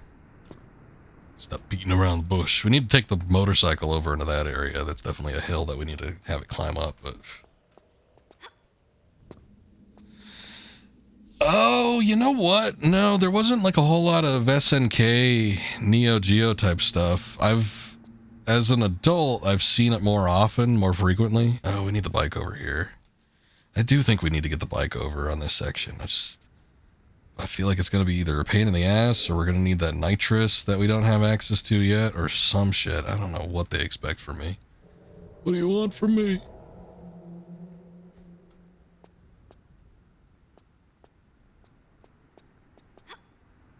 I feel like I remember playing a Metal Slug as a kid. I want to say I did, but I don't know for sure if that was actually the case or not. It would have been rare, though. I think, like, the big developers, definitely your Capcoms and Konamis. Oh, shit. Those are the ones that you saw most of the games from, but everything else was a little more cut and dry. 3 and 4 went off the rails. Testers took time off before release.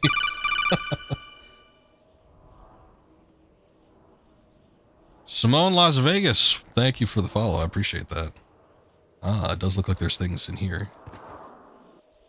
You're having a good evening. 3, so the idea with the Tomb Raider games, with the classic ones in particular, was that, okay, you play 1, everybody that's going to play 2 has played 1. Everybody that's going to play 3 has played 2. So Core at the time was going into the mindset that we're making these games for returning players. Oh, son of a bitch, I did not mean to do that. God damn it. I meant to do the save. I messed it up again. I can't believe I've done it twice now. Oh, Burn, I appreciate that. Thank you for the sub. But yeah, they made the games with the intent that the people playing them would have played the previous games. So it's like, I get it from that standpoint. At the same time, I have had people come in here, like Sabotage is a regular in here. Oh, was that a gifted sub? That was a gifted sub from Daylor. Okay. Thank you, Daylor. I appreciate that. Sorry, oh, there it is. God damn it. I gotta look at the stream elements more often. I just see what Twitch tells me and Twitch lies to me. Or no, I have to see what Twitch tells me. Stream elements is the one that's lying to me. Alrighty, Daylor. I appreciate it. Thank you for the raid, too. You're too kind. Thank you for the raid, the sub. Everything you do. I appreciate it.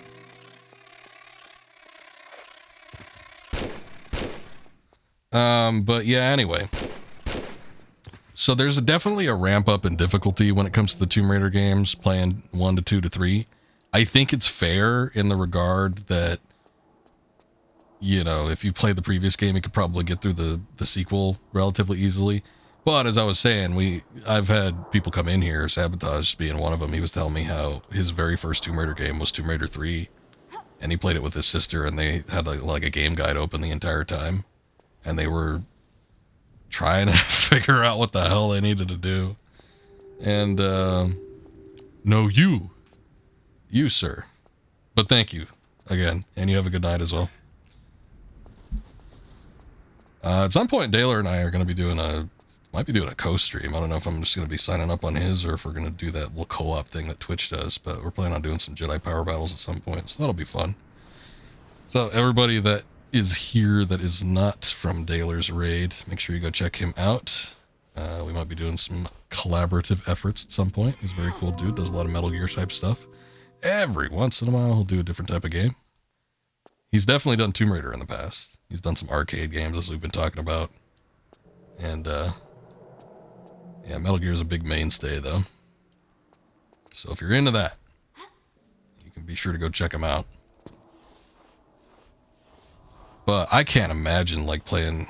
Well, I guess maybe I kind of can, because my first Tomb Raider game was this one.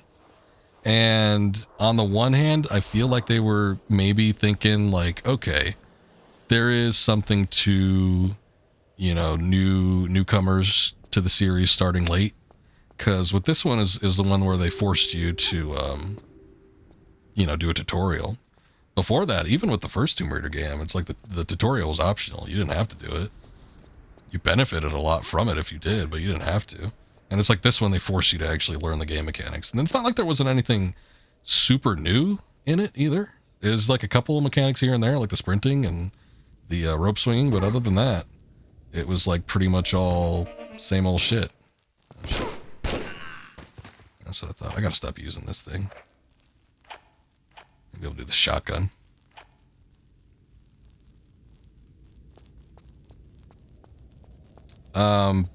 But yeah, the starting late in the Tomb Raider series is such a pain.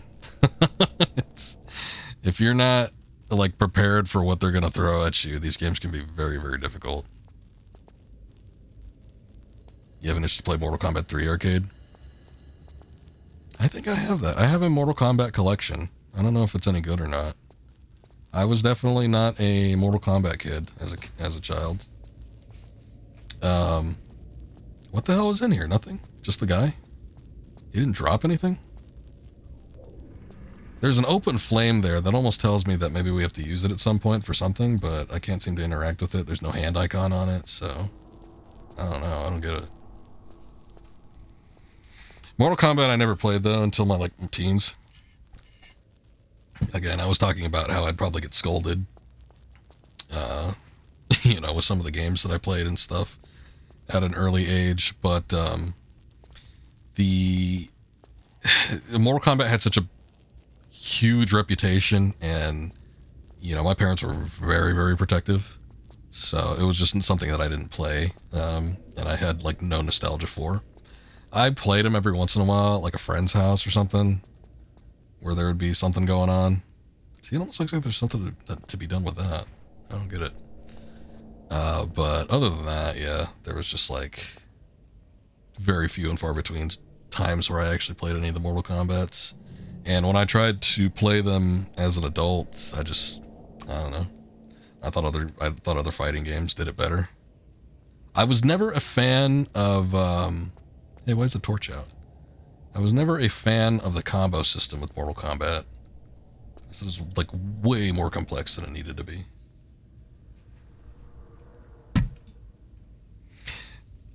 No, I had Soul Blade. I had Soul Edge. Was it Soul Edge or was it Soul Blade? I had whatever the one on the PlayStation.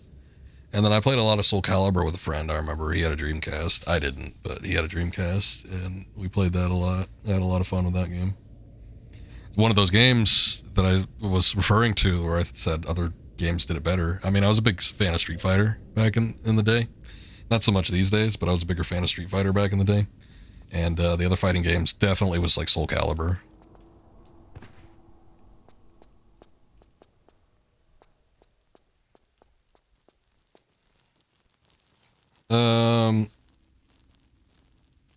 Mortal Kombat is a hard place to start now. Yeah, that's kind of what I'm finding. And I guess there's lore and stuff between games, so there's points of interest in regards to that, but I don't know, I just find it hard to be invested in storylines for a fighting game.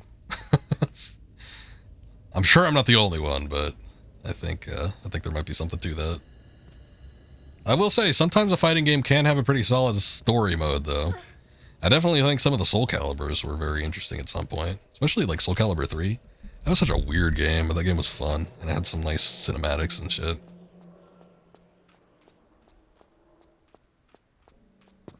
2D ones, 3D era, or the modern ones.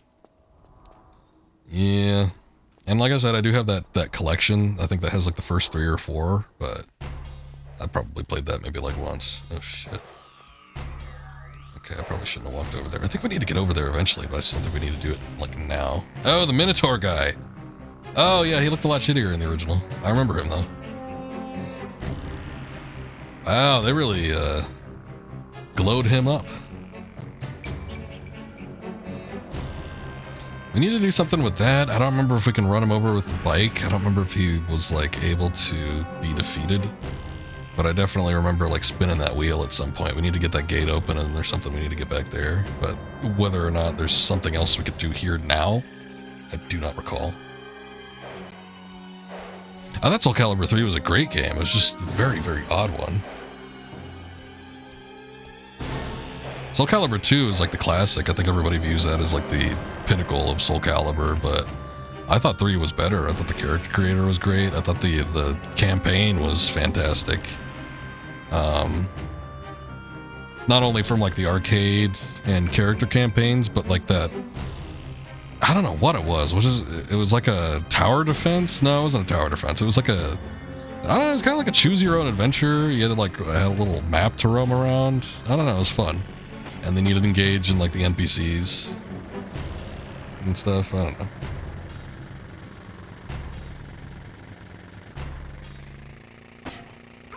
I couldn't even tell you what the problem would have been with, okay, we could have made that jump the whole time. Oh.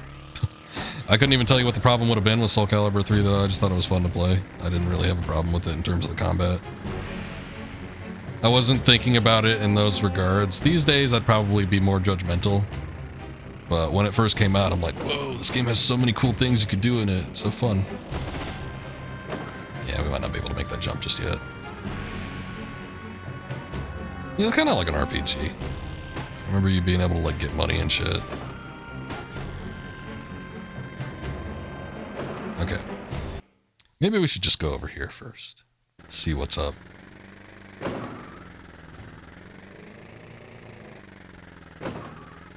That's what it was called. It was really hard too. I remember not being able to beat it. I don't think I've ever really beat it yet. I should probably stream that one of these days and see if I can do it.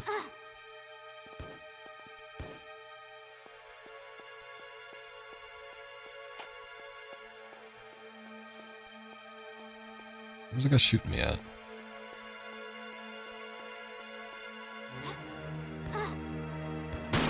Oh. Probably could have just run him over with the motorcycle.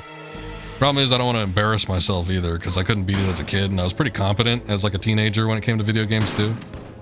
I will say I'm probably better at video games just in general than I was back in those days, but at the same time, there might not be a chance of me being able to actually beat it. Because I remember there was a big point in that game where I'm like, I can't beat this. I was not able to.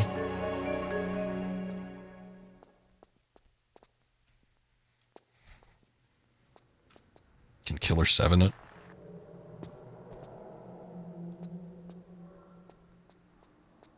Yeah, maybe. There might be a point sometime where we might do it. I am definitely feeling these past few years in terms of streaming. Like, I want to revisit more games from like, not necessarily childhood, but like teen years. I'm feeling the nostalgia bug a little bit harder for that.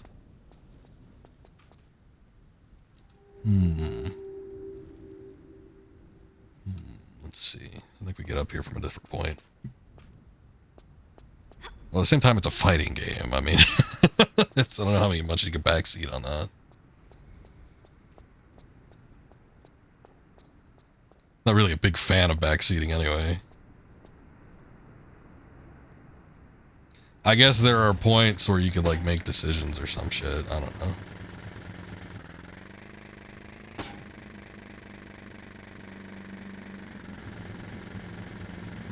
Let's see.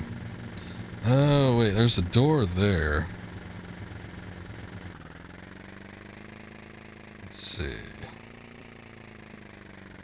There's something over here. I don't know. We'll find it.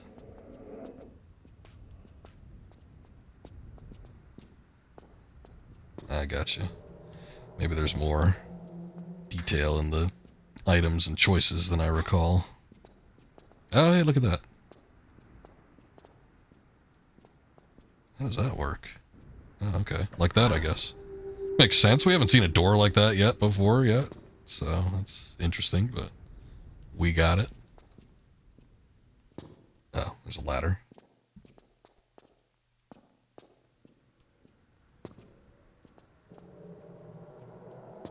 Or maybe not. Oh, wait. Here we go. Let's do the dancer class. I don't remember doing that.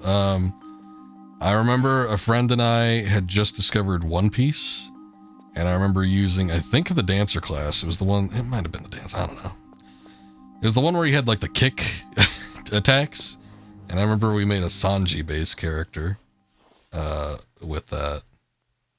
I bet you I still have that memory card too. I bet all those One Piece characters that we had are still there. Wait a second. Hold on. Laura, get up a second. What's the Magnum shortcut? Or cause she can't pull a weapon out here? Oh, you could do it while you're crouching. Come on. What do you mean no?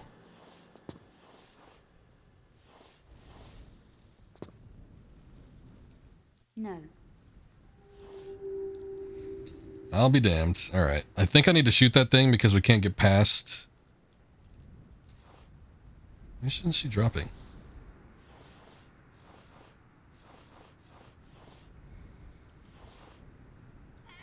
It was safe and sound last time I checked it, and I didn't do anything too egregious last time, so. I think I've seen that the save is actually physically there. I just don't know what characters are there, because I know we did a lot of trading. Yeah, if only, right? Okay, that doesn't seem to work.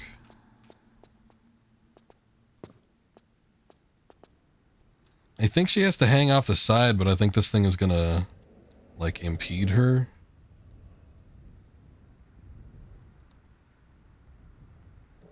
But I had, like, the sudden thought, like, oh, I need to shoot that, but I shot it a couple times. I don't want to waste any more ammo on it.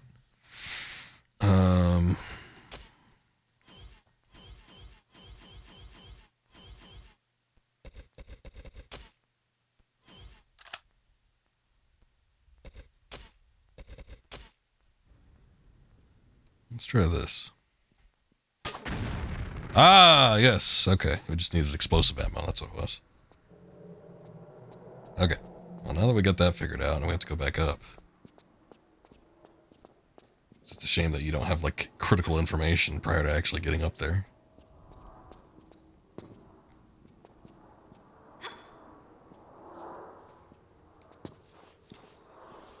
I don't know. When it comes to streaming, I do want to play games I've not played before. And streaming basically helps me keep on track with that kind of stuff, but yeah, I've been getting bit by the nostalgia bug pretty frequently of late. So there's been a lot of streams recently where I've gone back and revisited games that I played like a long time ago. Like we did with like Kingdom Hearts and stuff most recently, but there's been others too. Final Fantasy VIII kinda, we're doing that.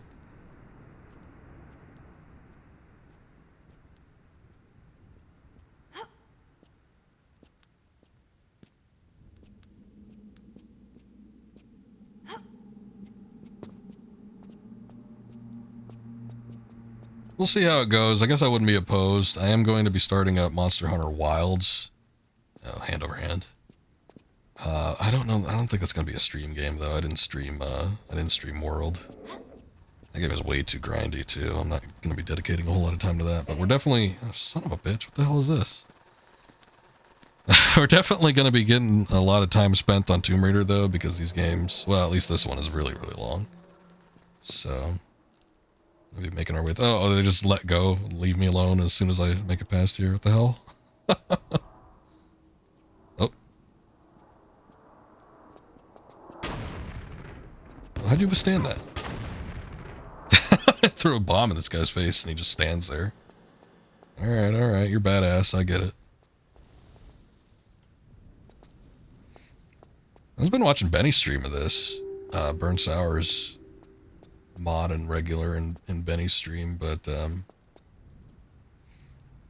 what the hell? Do we need something for this? I guess so. He got through this game like relatively quickly. Now, I haven't been watching his game 100% of the time through the playthrough or anything, so I don't know if he's been like getting help. I know I have said a couple times, he'd be like, where's this or that or the other? And I'm like, oh, it's over here, because I already played through that section. Shit. So, it could be the case where somebody was able to like, he got stuck a few times. That's what I thought. I mean, he's said he's not familiar with this game. He's really good at Tomb Raider. Obviously, he does like speedrunning stuff, well, basically for 2. But I find it hard to believe that anybody playing this game, like, if they haven't played it in a long time, or, God forbid, playing it blind, with no help whatsoever, is going to have a hell of a time. Chat didn't want to help. I said a couple things here and there, but I'm one of those people where, like, I struggle with myself, because I do... If somebody's, like, legitimately asking, like, hey, can anybody, like, help me here? Then I'll be like, okay, that's good. But if somebody doesn't ask for help, I'm not really willing to give it, because I don't like people backseating me when I play games. So in kind, I don't backseat for other people. But if it does seem like they're, like, super struggling, or, you know, they are legitimately asking for help, I'll, like, step in and, like, oh yeah, you gotta do this, that, or the other. If I know it, I'm not gonna bullshit my way through something. Act like I'm smart. You're the same way? Yeah. I mean, it seems fairly logical. I do like puzzle aspects. I do like finding my way through levels in a game. You need to make those connections in the brain. You need to make those synapses fire off. Otherwise, you're never going to learn anything. So it's like, there is a bit of fun to figuring stuff out on your own. However, as a streamer, and especially with me, with the limited amount of time that I do spend on streaming, I mean, you know, I'll do like a 5 or 6 hour stream if need be, but I only stream 3 days out of the week. And it's like, there is a point where I'm like, well, you know, I could spend the time to kind of figure this out, but am I wasting my time? Am I wasting the viewer's time? It's like, it's at that point where I'm like, well, I don't know, maybe I should be asking more or looking up guides or something like that. But at the same time with this game, I don't get a whole lot of people that are familiar with these games. So it's like, even if I do ask, like, hey, anybody in chat know what to do? I'm probably not going to get an answer. So, but yeah, this game, in particular, this game is like super rough. And I think it's mostly because of the level design.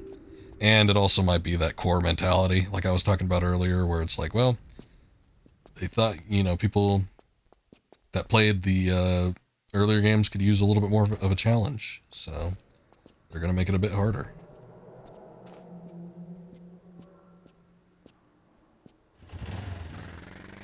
I think it is too, to a point.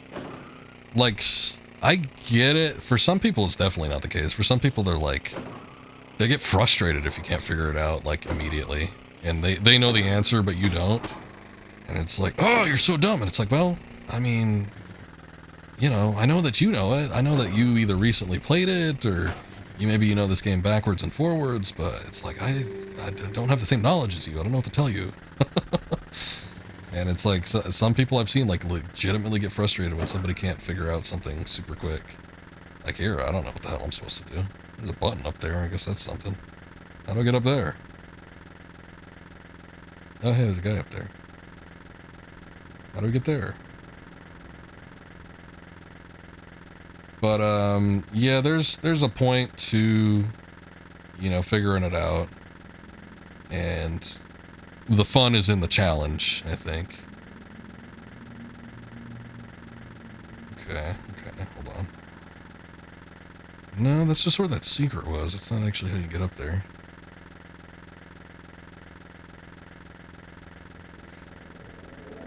And there have been points where something like that has happened, where I'm just, like, legitimately frustrated. Sometimes I'm just like, I feel like I'm taking a little bit too long on that, but I don't feel like that warrants needing help, basically.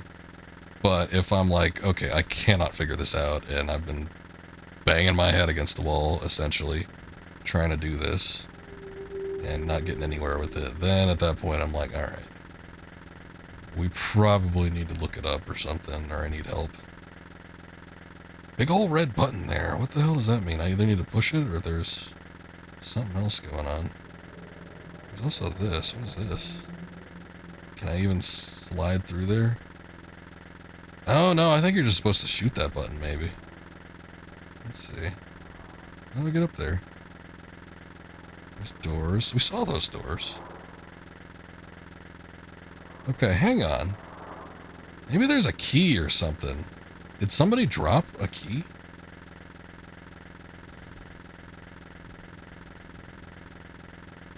Because I tried to interact with that door previously and I could not get it open or even find anything. It didn't even pull up like the menu. We haven't had that many enemies either. You figure if there was a key dropped anywhere, it would have been the guy that was like right next to the door.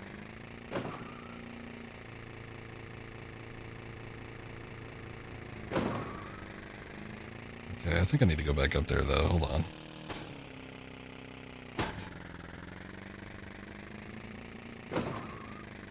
I swear to God, if there's a key in like a previous area and I need to leave and then come back, I'm probably going to be pissed off. Hey, what is this? Have we seen this?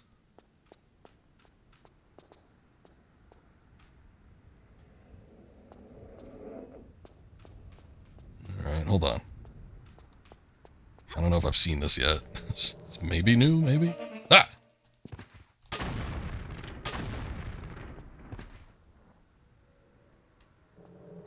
Turned him into little giblets.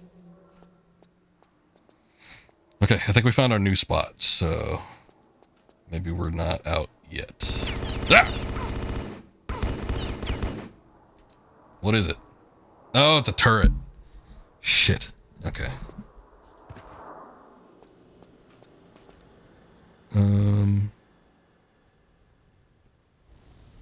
Boy, there are items up there, but I think the turret maybe can still get... Well, it shouldn't be able to. If it does, that's an ass pull. If I've ever seen it. Alright, no, we're good. The ass has not been pulled.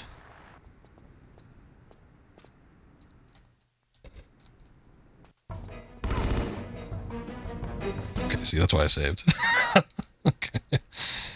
Oh, they're just all equipped with flamethrowers, I guess. We're supposed to do a tight turn. Okay.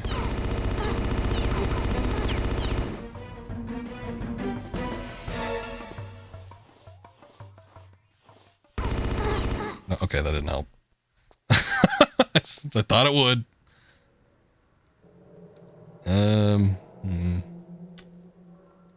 Well.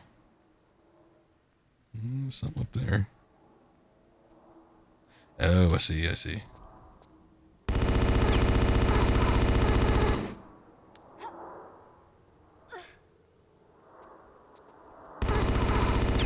Oh, okay, alright. I realized my mistake. I shouldn't have done that.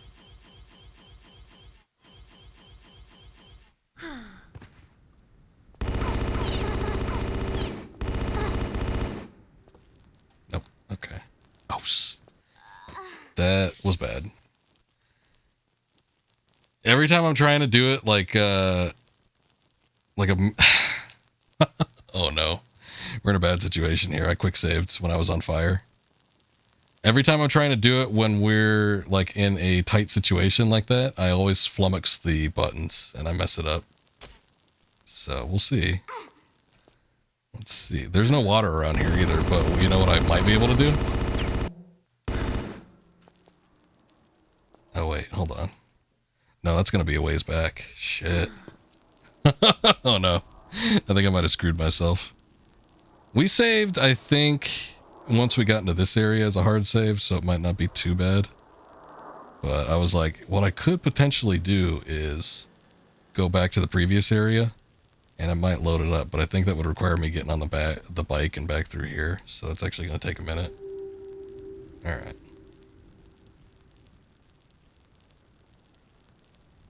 I don't think there's going to be any water around here, so we're just going to have to go back to the hard save. That was my fault. I shouldn't have flummoxed the buttons. How you doing, Laura? Keeping on top of the situation?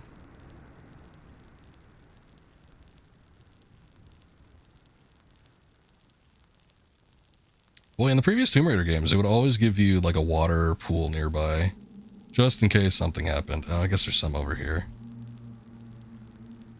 You know, I might be able to make that. I would have to use a number of health kits, but I don't know. It might beat going back. I would just have to pull up the menu an awful lot.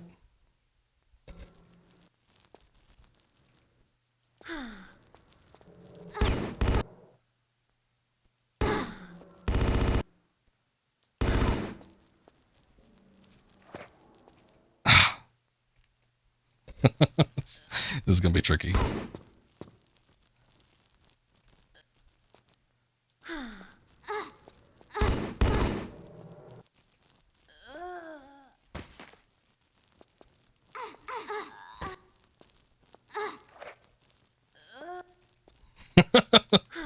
I'm determined to make this through.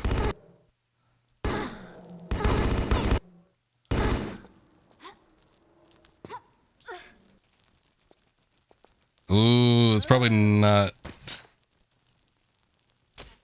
gonna happen though. Just because the amount of time it takes for her to crawl up there. Oh no, we can still access the menu.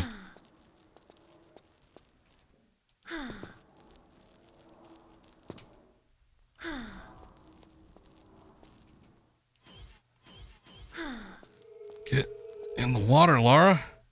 Oh, is that not water? Oh no, it's just fog.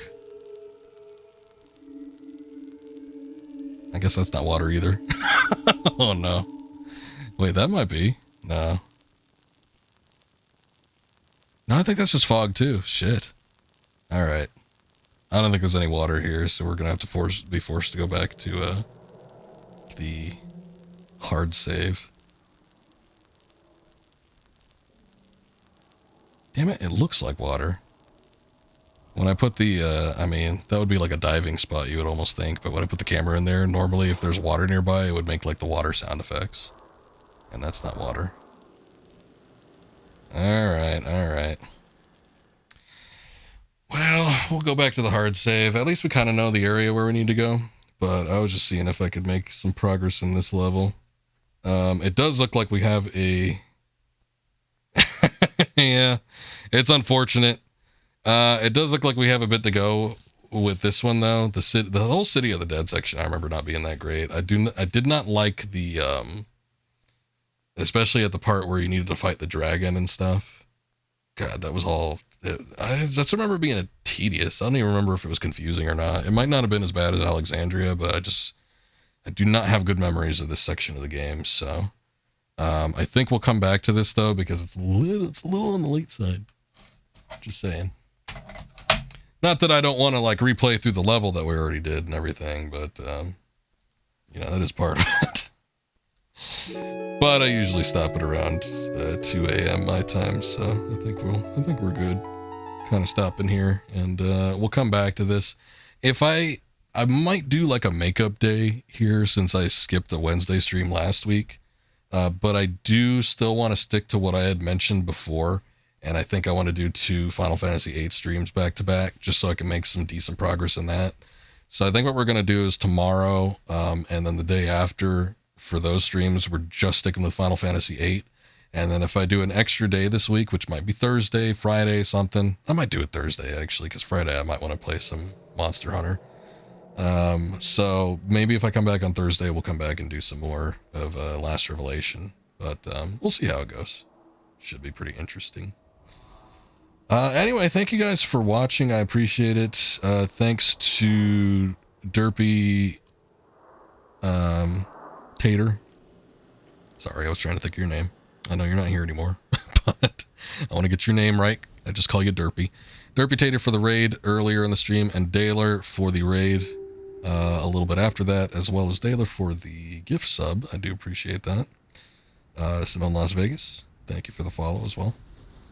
And yeah, we're going to call it a night here, but I will be back tomorrow. We'll be doing some Final Fantasy VIII and hopefully making some progress in that. Let's see.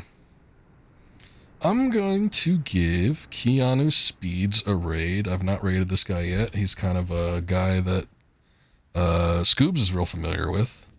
And guy plays a lot of variety of different games. He does mostly newer stuff, but he's doing, I don't know what this is, Night City Dreams Neon Berserker. Oh no, that's not the name of the game. He's doing Cyberpunk. He's doing Cyberpunk 2077. I'm just so used to seeing people put the game in their stream title. But yeah, he's doing some Cyberpunk. Thank you guys, appreciate it. Thank you, Burn. And thank you, Akuma. You guys have a good night. We'll see you next time. Later.